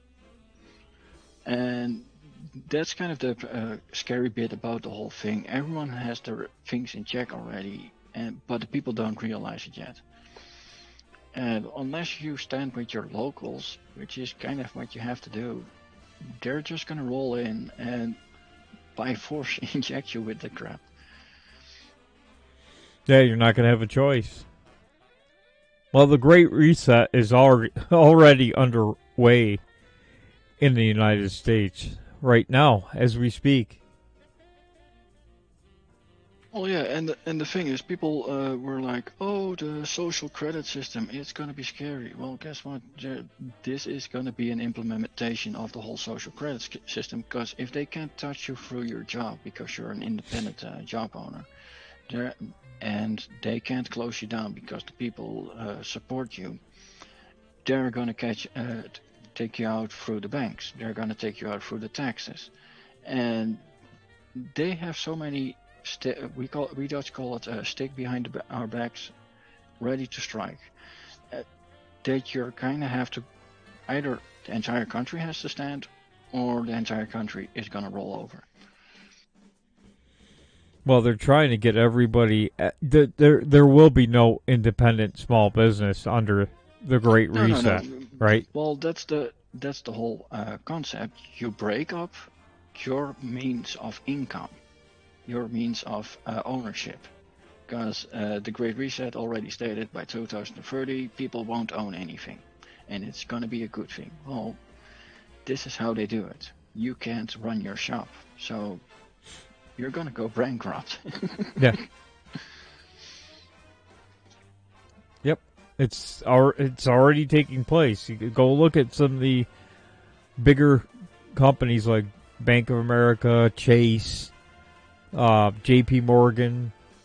Go look at them, and go look at their websites, and see what they're doing. They're quoting directly out of the Great Reset about economic justice and, investing in minority communities, which is all just a bunch of garbage. It's the Great Reset is what it is. And to address Monica, this isn't the Pope that's been doing it. The Pope is just like the President. He's just a figurehead. The Vatican has been doing this since its foundation during the Roman Empire. They will toe the line with whoever runs the power at that point. They joined with Mussolini. They joined with Hitler. They don't really care as long as they can keep and stay in business. That's all they care about. Look what they did to. The Vatican is just as political as any other country. Well, go back and look what the Vatican did to the Knights Templar. Oh, they had their own bank. That wasn't allowed. Yeah, well, they took money. The Vatican took money from a king, and they wiped them out. They wiped out their own soldiers for money. Well, yeah. Well, the thing was, the French king couldn't have the Knights Templar because they became such an economic power. They became a threat. So, being royalty versus the Vatican knows royalty sticks around. These guys are new. Yep. Screw them. Yeah, they screwed their own soldiers basically and let them all get wiped out. They've done equally as bad to their own parishioners. Yeah, it wasn't about the Bible and God. It was about the money. That's the sad part. The Pope took the money and said, "Okay, do what you will with that." Well, religion, politics, war—it's all about wealth. Nothing else. People will say, "Oh, it's about terrorism." Really? Why are the oil companies setting up shop? Why are military industries building up all their weapons in anticipation for one? They have their hardware and they need to be used. Otherwise, they're gonna be bankrupt. Yep. Yeah, don't trust the Vatican because not very nice people. That Pope they've got right now is about crazy. Oh, he's into all the woke, the social justice, he the wokeness. Supported the LGBTQ community and everything, which goes against the Catholic faith so much. Yet again, when it comes to Africa, they still can't have condoms. Yeah. Isn't that amazing? So the Red Cross still has a job in Africa. Does it feel good? Thank you for the sub, Christy. Yeah, it's interesting.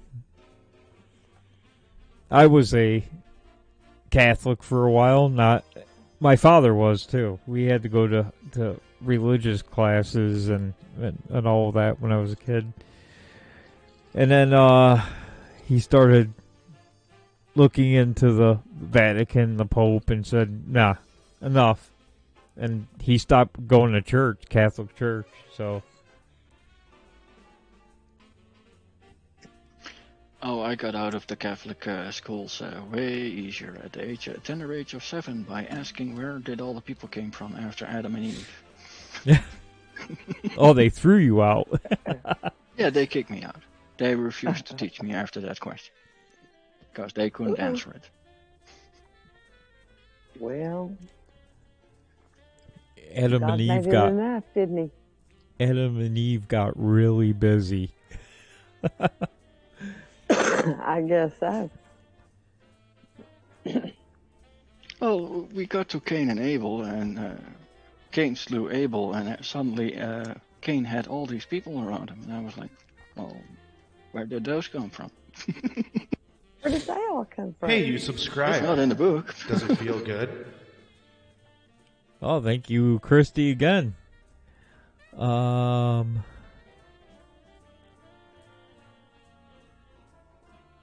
Let me see what... I'm going to go over to Kitty B's list and see if she's got anything new on there. Hey, you subscribed. Does it feel good? Thank you again, Christy. For people in chat, I don't mind people having their faith, but don't deify the organizations that run them, because that's going to be a nightmare to travel through. Yeah, my father still believed in, believed in God and the Bible and everything. He just couldn't stomach the Catholic Church anymore, and that's fine.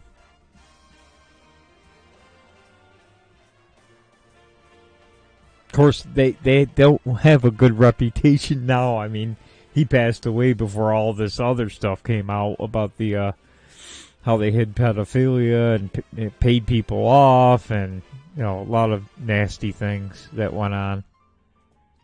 Oh yeah, but people seem to forget in South America and in Italy, you can still pay your way into heaven. So that scam still exists. Yeah, that's sad. That's why the mob guys always went to church.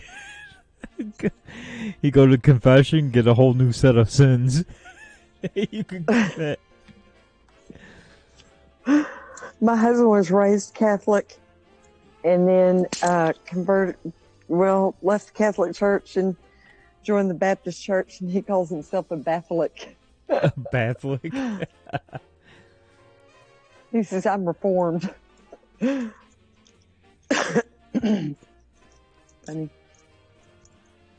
Got to giggle a little. Well, yeah, but every religion has its skeletons when it comes to that. So do your faith at home. Because the church is made up of human beings, and they're fallible. Only God's the one that's perfect.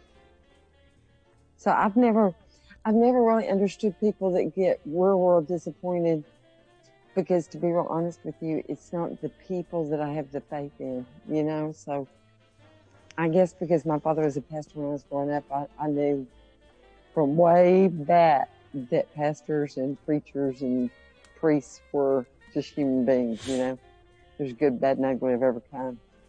So you just got to remember that the church can and will always disappoint you, but God doesn't. He's the one that's infallible. That's where your faith has got to be. You know what was funny? We have a relative, and my father used to say she went to church, Catholic church, every Sunday, but she was the biggest damn racist you ever met in your life. I mean, holy shit. I mean, my father goes, yeah, you go to church every Sunday. I mean, she's a little over the top about it, too. What the hell kind of country is this where I can only hate a man if he's white? Oh, thank you for the diamond, Christy. I'll have to look and see what it says. But she was the type that everything was about church, and even when she didn't go to church, you know what I mean? It was constantly talking about it, and what she did. Here's some oils from the shrine of something from Italy. These will heal you and all that. My father's like, that's not going to fix your racist problem when you get to heaven. Well, you can tell the Lord about that one. Yeah. How you can explain that to the Lord that you're thinking that some of the people that he made wasn't as good as you? How do you explain that, lady? Yankee is an angel to put up with my crap. Oh, yes, I am, Christy. Thank you. What'd she say? Yankee is an angel to put up with my crap. Oh, I thought she was saying Doc is an angel for putting up with Yankees crap. That's what it should have read. When we were growing up in the 70s, this is what really got him. Because, remember, the 70s were rough here. Gas lines, a lot of people unemployed. It was pretty rough in the 70s. And he was like, in Utica, we lived in Utica, New York, and they had a lot of massive churches. I mean, these churches are big, they were built way back when, and huge buildings, and he's like, there's people sleeping on the street in the winter. We didn't have homeless shelters back in the 70s like we do now. And he's like, why don't they open up the doors? Because they heated those churches still. Why don't they open up the doors to the homeless at night and at least get them off the streets? And these were people that were homeless not because they were drug addicts or alcoholics. They were homeless because they lost their job. There was unemployment was, I don't know, 18% at that time. It was extremely high. And he said they won't let, people were begging the churches, Catholic churches, to open up because they had huge buildings that they heated 24 hours a day, 7 days a week. And it gets cold here, below zero in the winter on a consistent basis. Would not do it. That's when he really said, fuck this. I'm not, these people, I'm not giving it. He went every Sunday. We would all have to go. On Christmas, Easter, and everything, and we put money in the collection plate, and he said, what for? Why? Mm-hmm. So they can heat this building for nobody 6 days a week? I mean, yeah. That's when he kind of shrugged it away, because, I mean, these buildings are beautiful, too. They're massive. Beautiful buildings. They're big, they're beautiful. The nicest buildings you've ever seen, probably in the history of the country. But you could see where he got a little heated over that, because people could have used that space, even if it was just for night. Get them inside at night. But nope. Yeah, where they wouldn't freeze to death. Yep, and they wouldn't do it. Wow. Well, again, unfortunately, the church oftentimes is lacking because it's made up of fallible human beings. But I always think, that just shows me what I don't want to be. Yep. Well, the biggest tragedy with this whole COVID crisis is people seek help in dire need, and COVID is actively preventing that. That's kind of the saddest thing about this whole crisis. We're not allowed to help anymore. Yeah. Even the churches. That's true. Yeah, and I do think it's interesting that a lot of the churches are really fighting back. I'm so glad they are. That was part of what that Jericho March, part of the marches that were today was the Jericho March. And they were protesting like they did with the walls of Jericho. And we're praying as they were marching for our country, which we need every bit of prayer we can get. But I think that it's going to be interesting to see, because I think a lot of the corruption that's in the churches are tied to a lot of the political stuff and the social justice stuff And I think there's going to be a lot of reckoning in the churches coming along with political scene as well. Myself. Well, this also reminds me of a thing that happened over here in the Netherlands. In November, the town called Urk, I showcased it on the Boogie channel, where they currently are the hotspot for the firework protests.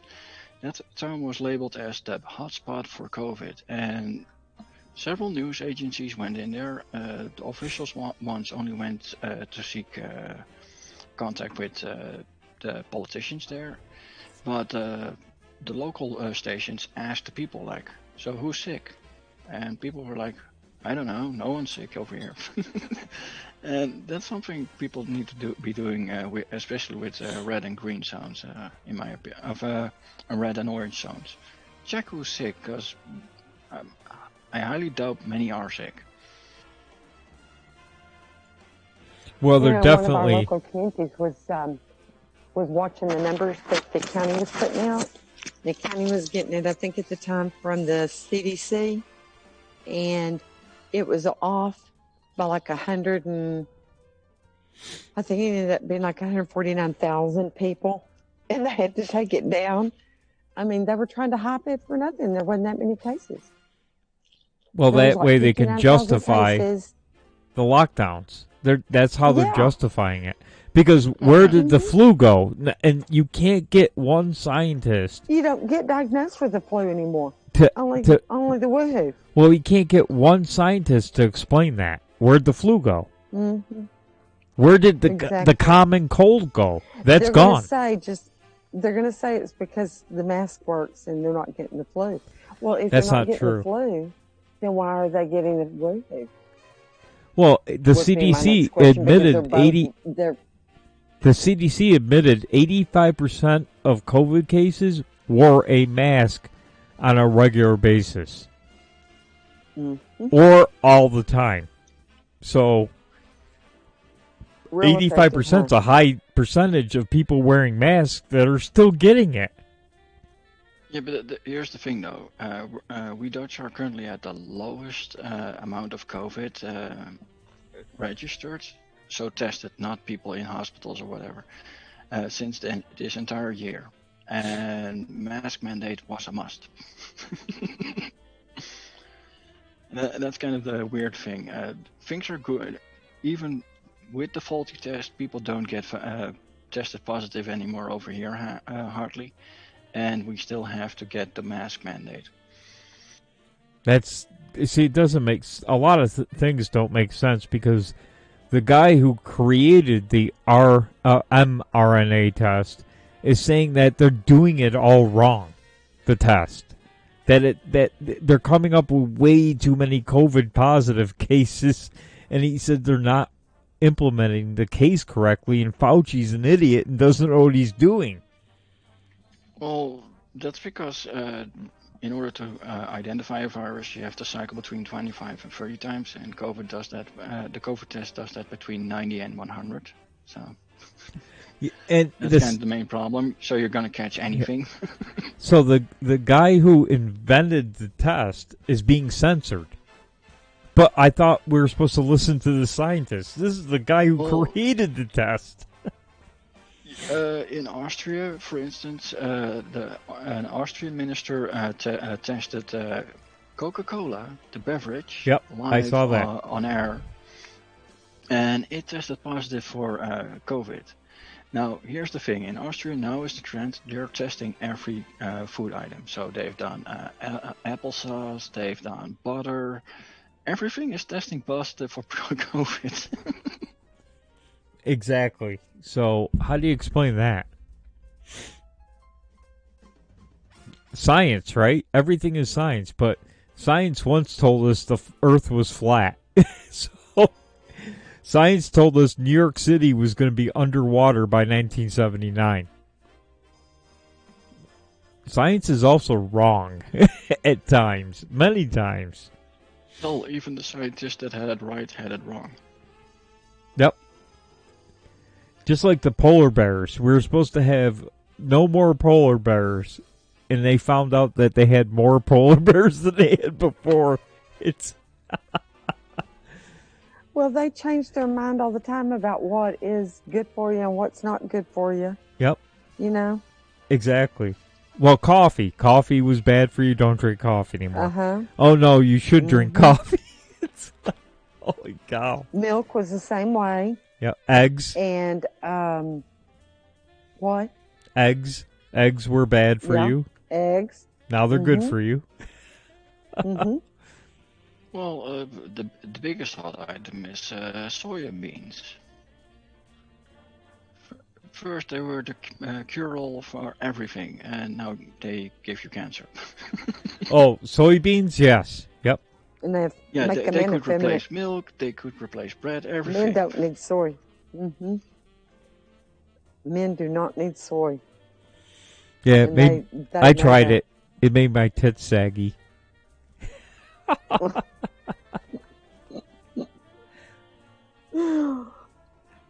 It does effeminate a man, just saying. Do not have it. Whoa. There's so many other ways to get good protein that I just don't really see the need for it.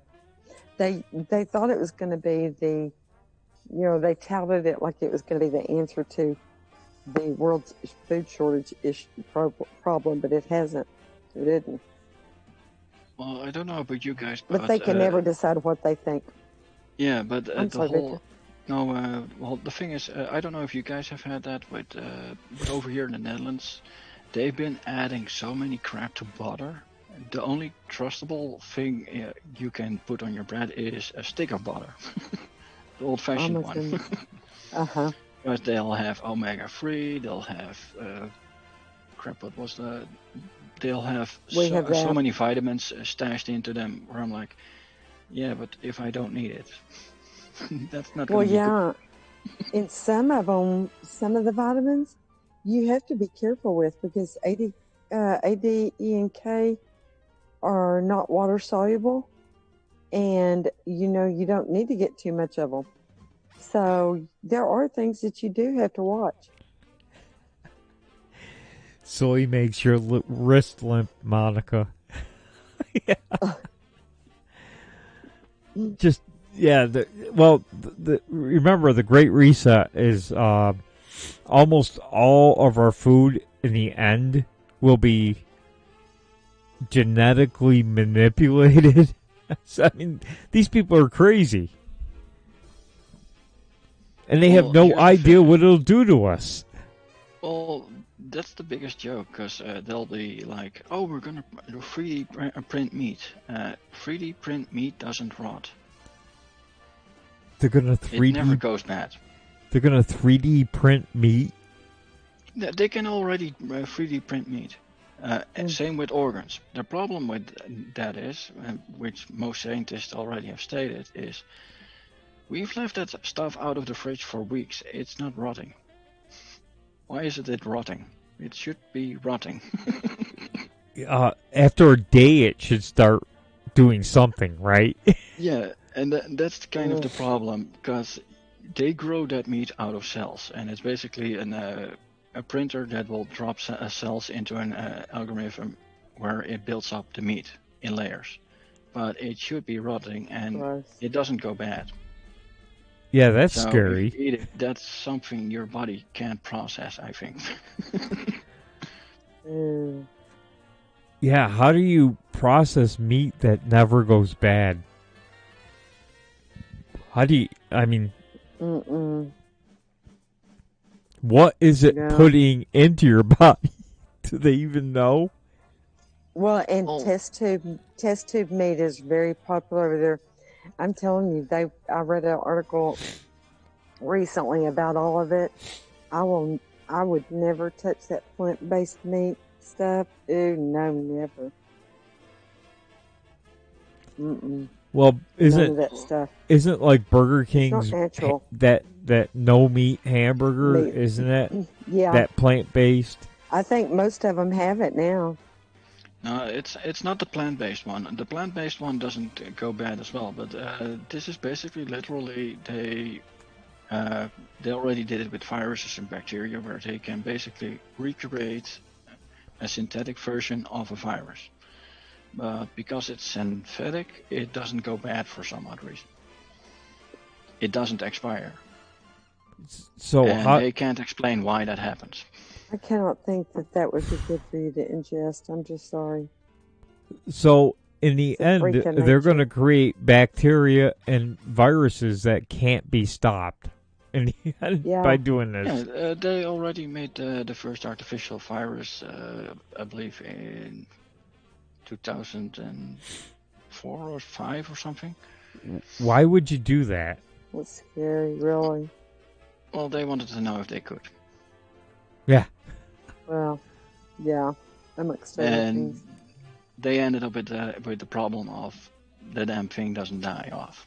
Because they were like, okay, let's make a simple common cold virus, and let's recreate the molecules, put that in the shell of that virus, and see what happens. And the virus doesn't die. That's some scary shit right there. They're going to unleash something on the earth that's going to wipe us all out. And nobody will be able to stop it.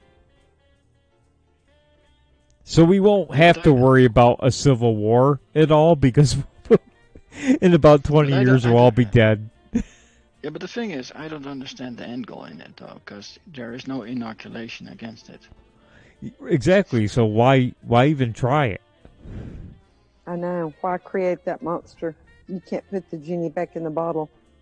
That's like trying to put an engine in a Ford Focus that's meant for a a drag racer, an alcohol racing car. Why would you do it?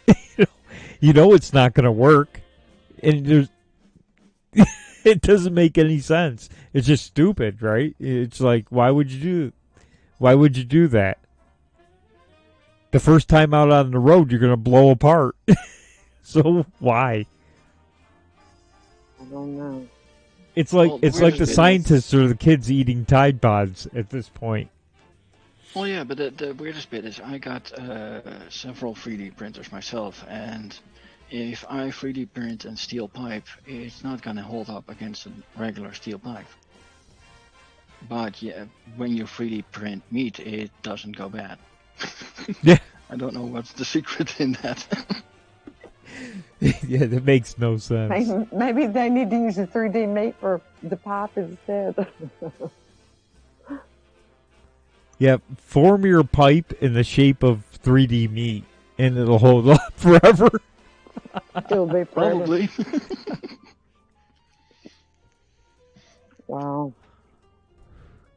I just can't see ingesting that kind of stuff at all. And the government is the problem gave us too. Cows for a reason.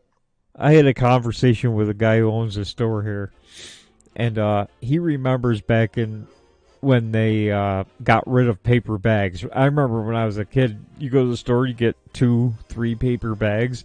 You could walk all the way home, and they wouldn't fall apart or anything. And yeah, we used those paper bags as book covers and all kinds of stuff we did with paper bags.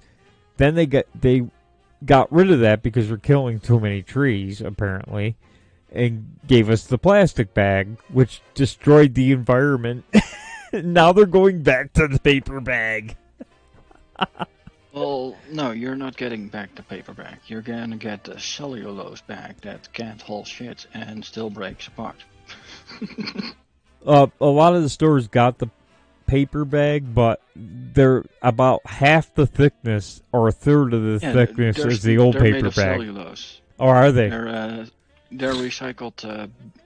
They're not just recycled bags. They're broken down to the molecule and restructured. And they're garbage because you can't carry anything in them.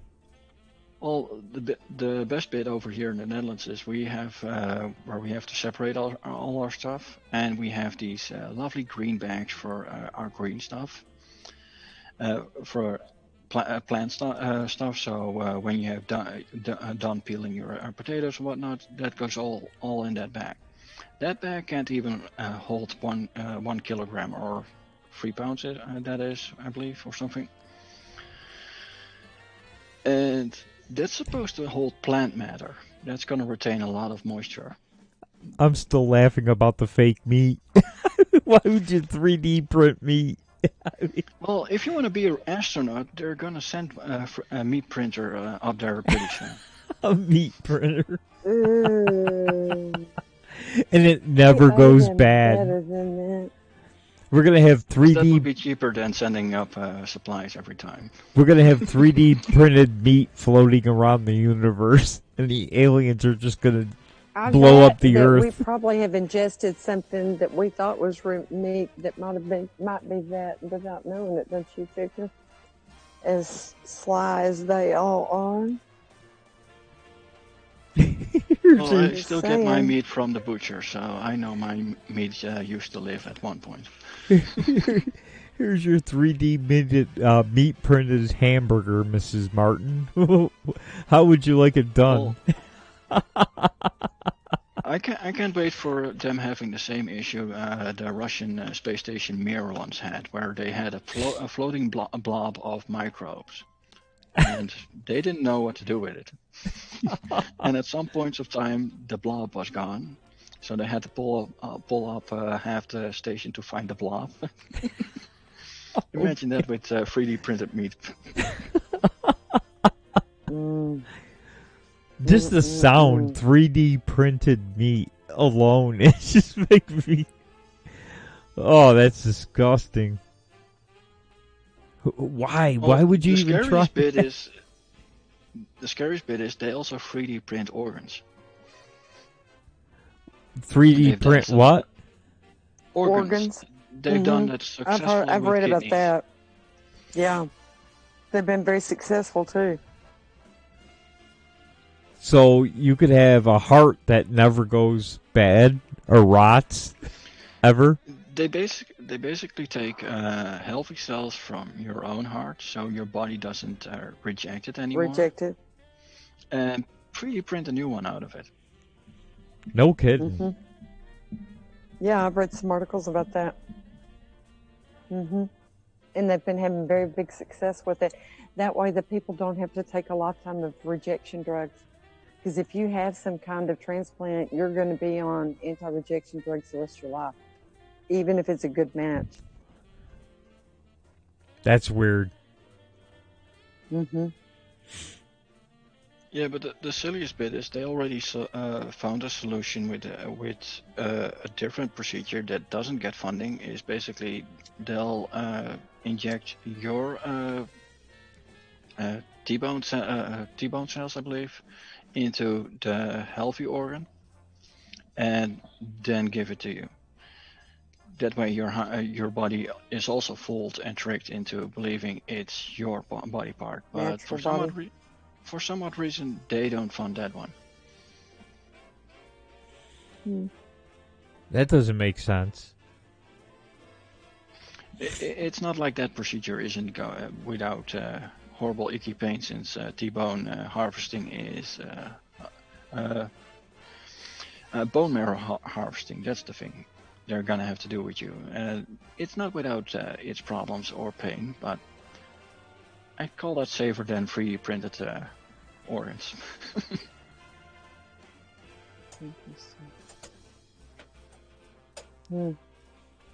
I think our science is getting way past us. So I'm catching part of, and I know Victor knows who he is, but catching part of Chicken Andy. He's an IRL streamer who all these guys do is look for fights and content to make money. And we're still roaming around DC looking for fights.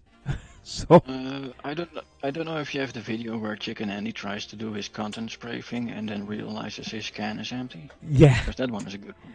Yeah, these guys go out and look for fights on purpose to make money, and pepper spray people, and it's just ridiculous.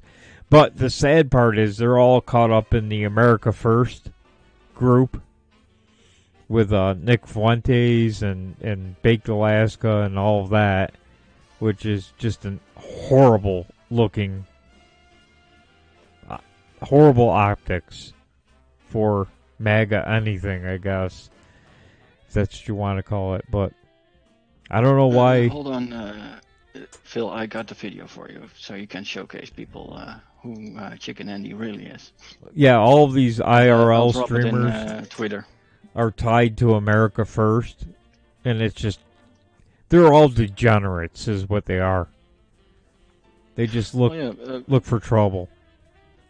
The video I dropped in your Twitter DMs is right after Baked Alaska got arrested for pepper spraying a bouncer at a local club. Yep. Because they weren't allowed in, so they pushed him out, and he was like, "I'm being attacked," and had to fumble half a minute to get his spray, and then spray the bouncer in his face. Now, I don't know if most people remember who he is, but he used to be on Breitbart. And yeah, he's basically a Guy Fury knockoff, wannabe America First guy who is basically shilling for his own wealth. Yep. And he finally got his comeuppance as he got three charges against him with no bail. Milo Yiannopoulos fired him. If that tells you anything. Yeah, and then this guy was supposed to be at the rally today. And I think he was going to speak. But he has since been arrested for pepper spraying a bouncer in Scottsdale, Arizona. But, yeah, these people are kind of degenerate scumbags who've... That's the kind of people that you don't want in your movement, but they've weaseled their way in. So... Well, Baked and his crew tried to join America First, I believe in Arizona rally, and they got kicked out. And the minute they spotted him, they were like, "Oh, that's Baked," kicked him out. Oh, so Nick Fuentes is finally kicked him out? No, not Nick Fuentes. The people themselves kicked him out. Nick Fuentes is still covering for him for some odd reason. I don't know why. Yeah, it doesn't make any sense why he does that, but... But then again, Nick Fuentes is also a shill, just like the Yamaka dude. Well, they jump in front. That's the type of people that jump in front and join whatever group where they're going to make the most money. That's what they do. This is what they're about. They do things that are absolutely horrible for content so they can make money. Because, believe it or not, these people make a lot of money doing ridiculously stupid things. When Bake got kicked off YouTube during his whole RV thing, he made around 40,000. That's, love it or hate it, YouTube is keeping right now. Yeah, they jumped on DLive and easily made another 10 grand. Yep. So they're making, on average, 10 grand a month just being complete assholes. That's what they are. They're trying to prove that they're anti-maskers in a lot of the videos, and what they're doing is just being complete jackasses to people that work in stores. It's like embarrassing. Calling, the girl behind the counter fat and over, and the N-word popping up on their streams nonstop. It's just to make money. Well, nothing than that. The donators are trying to get them into fights, but they themselves are also instigating fights. Yep. And it's over the most frivolous things. Meanwhile, they'll hit up questionable aged girls. Yep.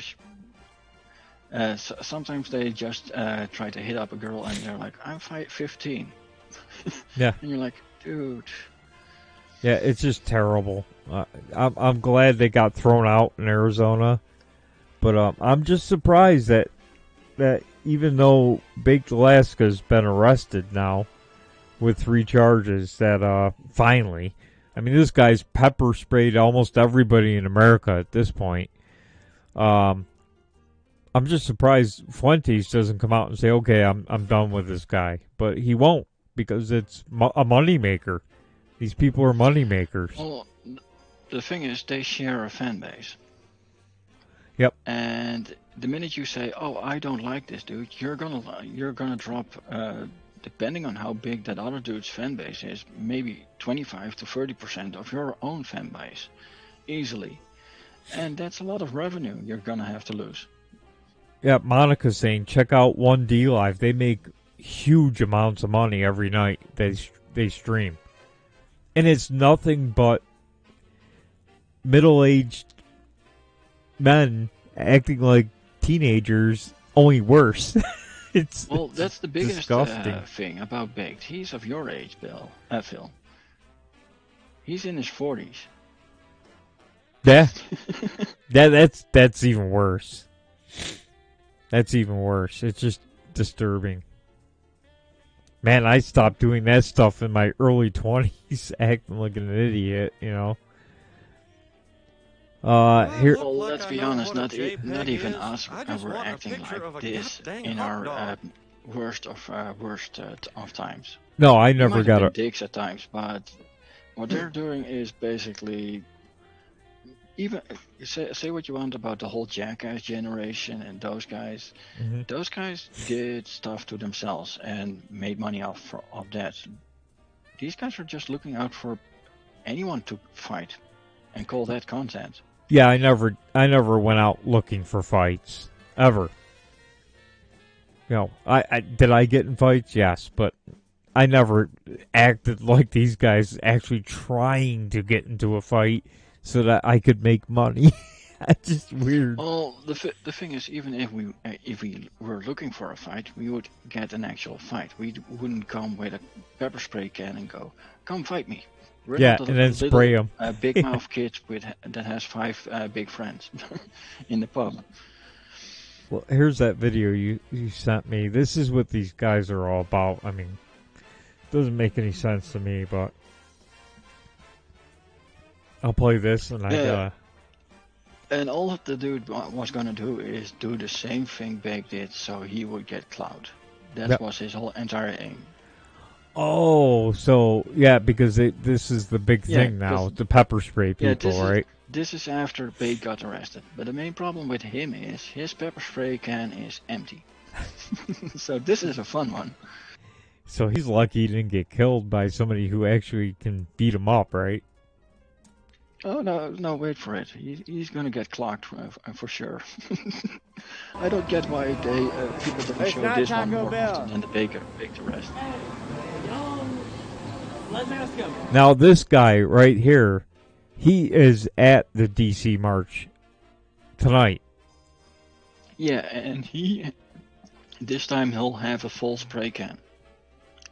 And he just jumps into a Burger King and starts a fight with the dude in white. So willy-nilly. That thing he's got around his to do it. That thing he's got around his neck, is that pepper spray? I'm not sure if that is his pepper spray. It's like a canister or something on a like something. I believe that's their battery for their live streamings. Oh, okay. Because they keep a portable battery with them, because those phones, they'll drain power quickly. But he has pepper spray in his coat. Y'all good if we said the N-word? See, yeah, that's the other thing. You okay if we say the N-word? That's all they do on these streams. I've caught a couple of them. Dude, quit pulling my cable. Yeah, alright. Yeah. Yeah, alright. I do know one thing. They do nothing but drink. On the street. Like hobos. Drink and a whole slew of drugs.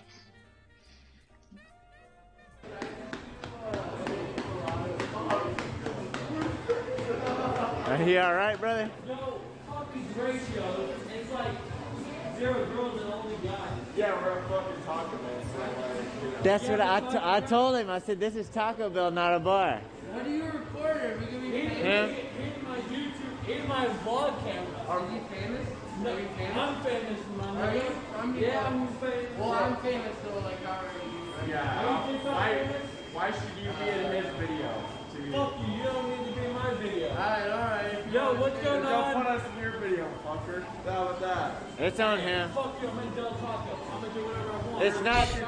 It's Taco Bell. I want double cheese on my fucking rice. You don't even know what the fuck to say anymore. So like, Yeah, I said double cheese on my rice. Your mask is fucked up. yeah, I'm aware. Why don't you get a fucking new one, right? How old is this guy? This dude, I believe in his 30s, late 20s, 30s. Are you serious?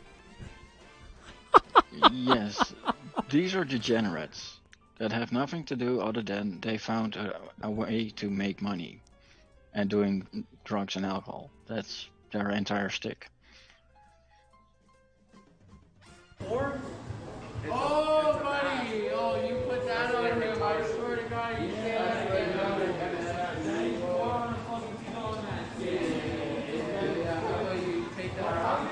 Don't do that. Don't do that. Don't do that. Chicken. This is why you can't have the keys, because you're gonna get in a fight and go to jail. No, don't put that up. Can I get the keys? Where are the keys at, Chicken? Where are the keys at? Chicken. And here's the thing, he's already spouting for a fight and looking for a spirit. Where are the keys at? So they've been asked to leave, right? Any other drunk or a drug abusing person would get escorted out instantly, because this is basically your local drunk job pops in the bar. No one is looking forward to seeing them.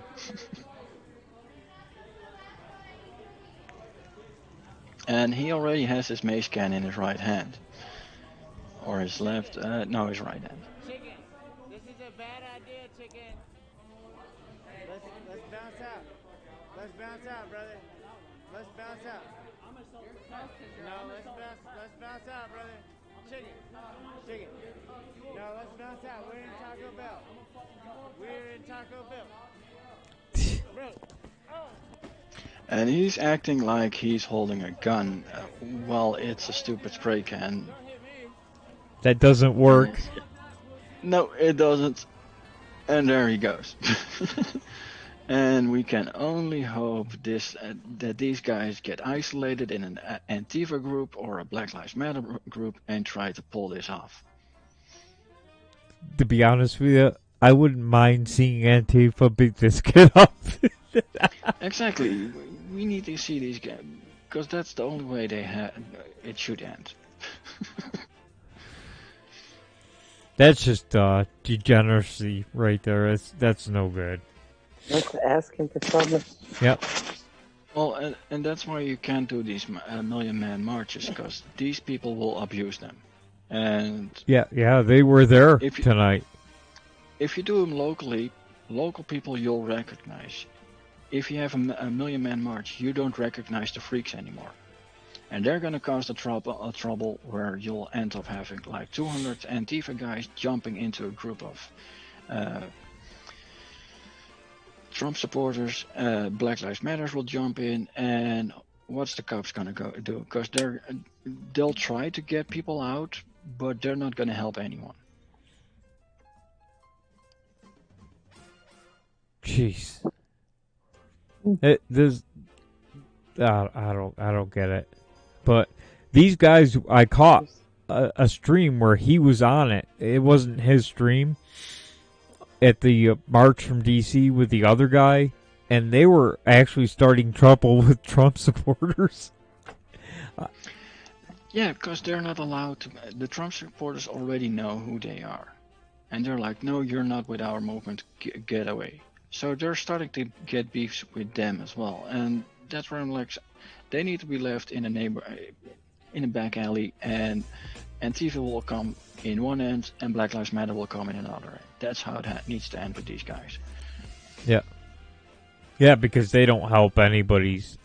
They just antagonize things to get paid. Is what they're doing. They're looking for what they call content, so they can get paid.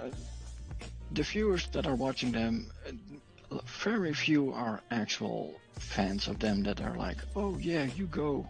Everyone else is just hate watching and waiting for them to get kicked. Now, this kid we just saw in the video is still walking around with the Proud Boys, so obviously they don't know who he is, or... No, and that's the main problem. We don't know who the Proud Boys are, because the reason why Bake got arrested is because the hate watchers called the restaurant, the club Baked was in, and they were like, "Hey, Baked is in your club. He maced another guy in another club. You need to get this guy out and call the cops." And that's how the cops got involved. Yeah. Because there was on most of these guys, there is already several statewide police reports on them, but they keep moving. Yeah. And the only reason why Baked got caught is because they called that club where Baked was at, and they were like, "Oh, that's Baked? Okay, we'll send security after him and escort him out when the cops arrive." Kitty B sent me a video that where they were saying we're going to DC tomorrow. They were flying to DC on Friday for this rally, but of course he got arrested. So it's like, why are they going to DC? Is it to what's the purpose? To make trouble. Yeah. They're there. What other purpose do they have? They don't. They're there to cause havoc so they get more money. Of course. Of course. They're paid to do that by George Soros money and all them. I can't believe... That's widely known. I can't believe you said... Oh, they're not Antifa, though. They are what they call IRL streamers who are saying they're America First. I mean, the guys that showed up today, a couple of them were wearing Make America Great Again hats. That don't mean shit. But they don't wear them where they're doing their other streams, like when they're fighting people in stores and bars. But it's like Medicare. What's the Jewish dude? You got what's Mr. Mock Club? That gay dude who denies he's gay. You got Owen Benjamin. All these people clamored on the whole Trump campaign just for an easy grift, because they saw it was a big thing. Yeah. And whether they're funded by corporations or not, they're funding themselves at this point. Well, guys, on that note, I am sorry to interject, but I've got to make hay towards the bed because I've got a big day tomorrow. So I'm gonna have to excuse myself. But I enjoyed it tonight. Are y'all gonna stay on, or y'all wanna close it down? I'm probably gonna leave. Yeah, we're gonna probably drop as well. Yeah. Okay. Well, I'm sorry to be the one to bring it up, but it's Christmas time and I got a whole lot to get done. Well, Santa drives a mean sleigh, I'm just saying. Us elves have got to be busy at this time of year, you know. We'll see. We'll have to wait and see what happens, I guess, in the next month, right? We're down to like a month. It's going to be interesting. Mm-hmm. January 20th is pretty much the deadline, I'm thinking. When did you say? Got to midnight. What day? January 20th. You got until day. You got until noon. Mm-hmm. On the 20th, but that's right. It's getting we don't want to get that too close. It's getting. I like midnight. It's getting I don't know the word, but we'll have to see because Intense. It's getting tighter and tighter to find out what's going to happen here. And front row seats. My opinion, I don't think we're going to see a civil war. I've heard that so many times over the last 15, 20 years. I don't think it's going to happen. If it does, it's probably going to be guys like Antifa and the Proud Boys fighting it out, and hopefully nobody gets killed. That's because if that happens, it's really going to make things worse for all of us. That's my opinion. They're just going to ruin our lives by doing that. Oh, they do. They do. And demoralize everybody, so we hope that doesn't happen. Yep. Yeah, the main problem is you'll end up losing rights just to stop these guys, even though they don't have your interest at heart. And that's why I say, fight locally. Yep. Those are your interests. And not meaning fight physically, but fight in a good way. Yeah, because support your local businesses, protest big corporations, protest your local officers when they try to enact laws, all these kind of things, and get organized in that department. Yeah, because I think these guys can, between Antifa, Black Lives Matter, and these guys can, like we all kind of agree that they could make life hell for all of us by going and fighting each other out and killing each other out in the street. Well, I wouldn't mind if they do it in the streets of D.C., especially in front of the government buildings. Or Portland. Well, even the people of Portland don't deserve this. No, they don't. And that's what I'm saying. Do this in the backyard of the Senate House leaders that are all parked up in D.C. Do it over there. Boogie played wreck some. Their homes. Boogie played some news footage of Portland, and you can tell by the way the neighborhood was talking to the news that they're scared shitless about all of this going on in Portland, but they can't say anything. If you say something, you're not going to have a house when you come home, or they might burn you while you're in it, right? Well, that's the main problem. We even aired the ones where they would go to a a Biden supporter and they would protest at his house, and he's like, "I voted for you guys." Yeah. And they're like, "We don't care." And the biggest joke about it is you got black people and white people saying to a white man he is racist. Yep. And vice versa when they burn down black owner's gas station. She's like, "I'm black. What the hell are you doing?" They don't care. Yeah. They're going to protest Biden like that, just like they're going to Trump after.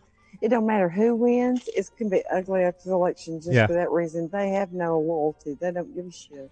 I feel bad for I know a lot of people say, why don't the people of Portland do something? But they're scared. You can tell. A long time ago. They're scared. Well, the problem is the cops aren't.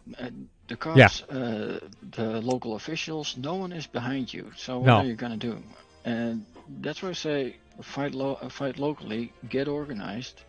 That way you have a protective unit in your own town. I mean, look what happens when you defend your property with a gun. You get arrested now. You know. Exactly. So. But if it's the entire town defending themselves, no one is going to bat an eye. And the best bit is, you got your own town sorted, great, help another town.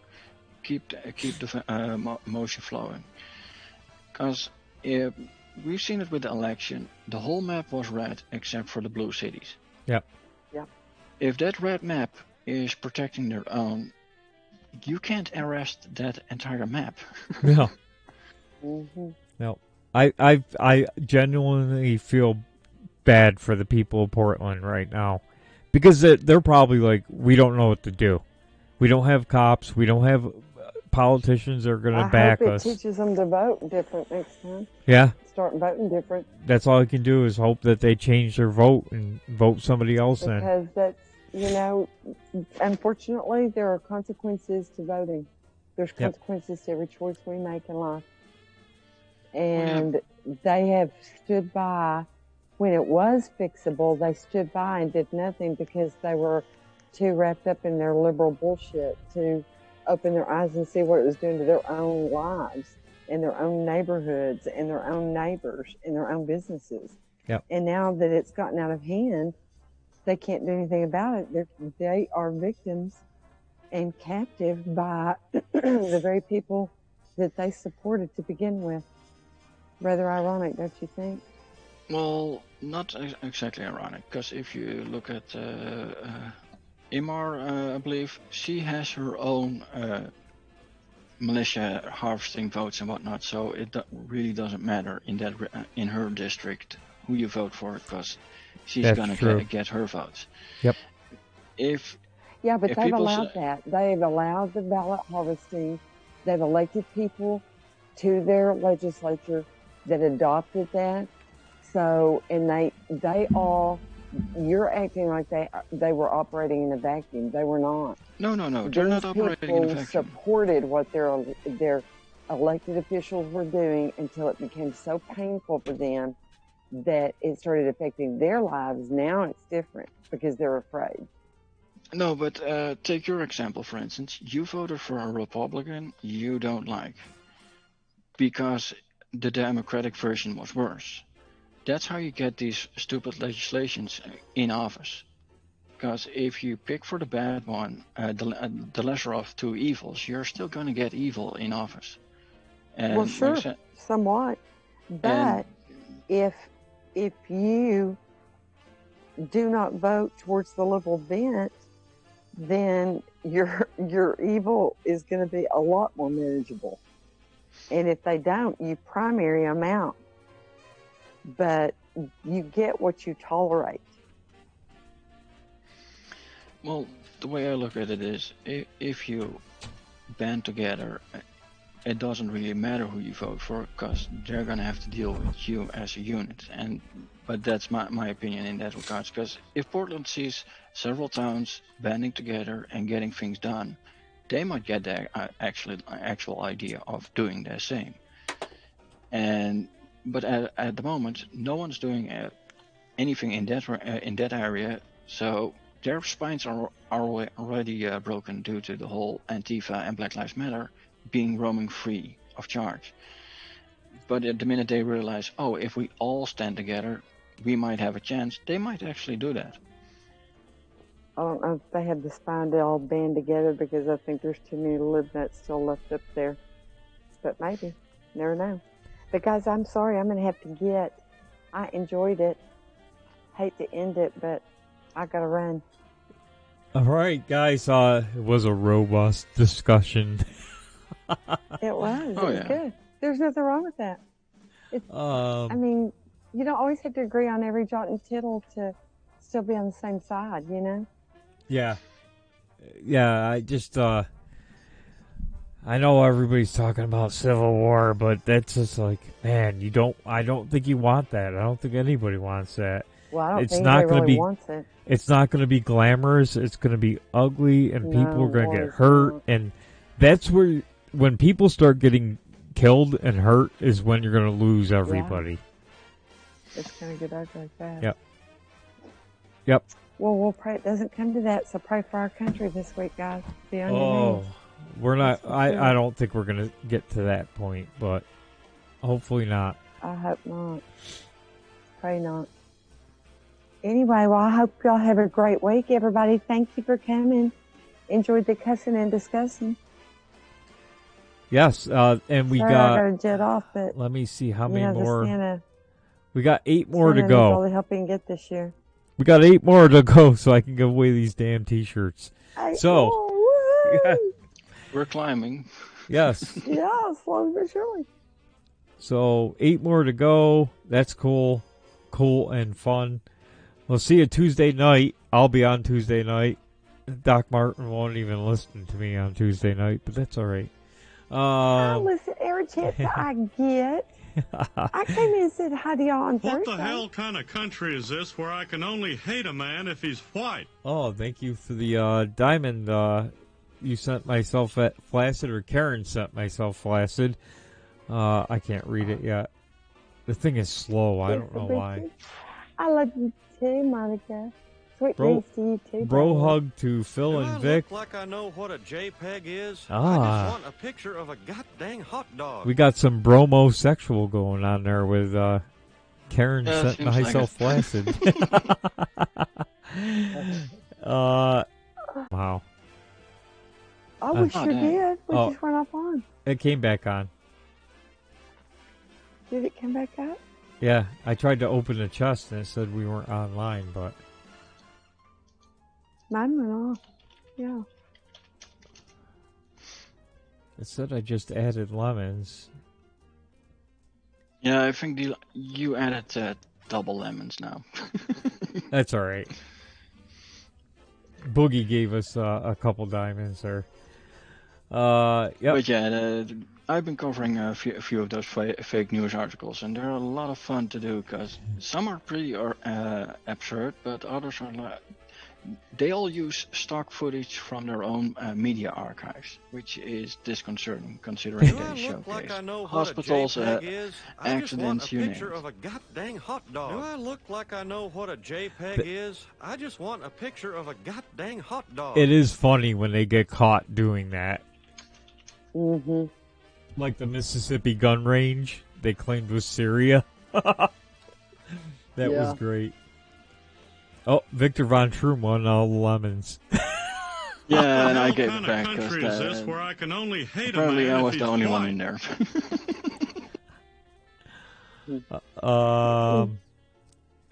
Try again. I won't try it. Let me see. I think Monica's still in there and a couple other people. Yeah, they because must the followers need to get a chest. Guys, talk in the chat so that so you get your chances at the chest. Oh, I can't give it away. It's too close to my last one. I'll have to do it on Tuesday. Dang it. Well, I added 100 lemons to the chest for Tuesday, so you have to watch on Tuesday if you want the lemons. All right, guys. Thank you. Have a great night. I'll see you on Tuesday. Don't forget, Victor's on tomorrow at 2 o'clock Eastern Time. Check out his Faith News from 1970s. And that's it. We'll see Boogie Bumper on Monday. Yeah, we're gonna make some Martians. Don't forget about JJ Stoner. And I can't think right now. I'm tired. All right. We'll see you. Okay. Good night, guys. Good night. No.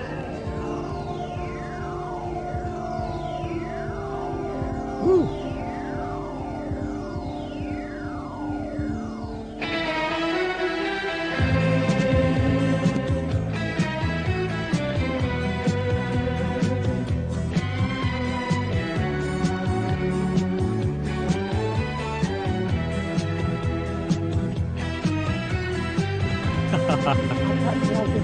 But why are you farming for coins when you have a heavy bag? Donald Trump don't trust China. China is asshole.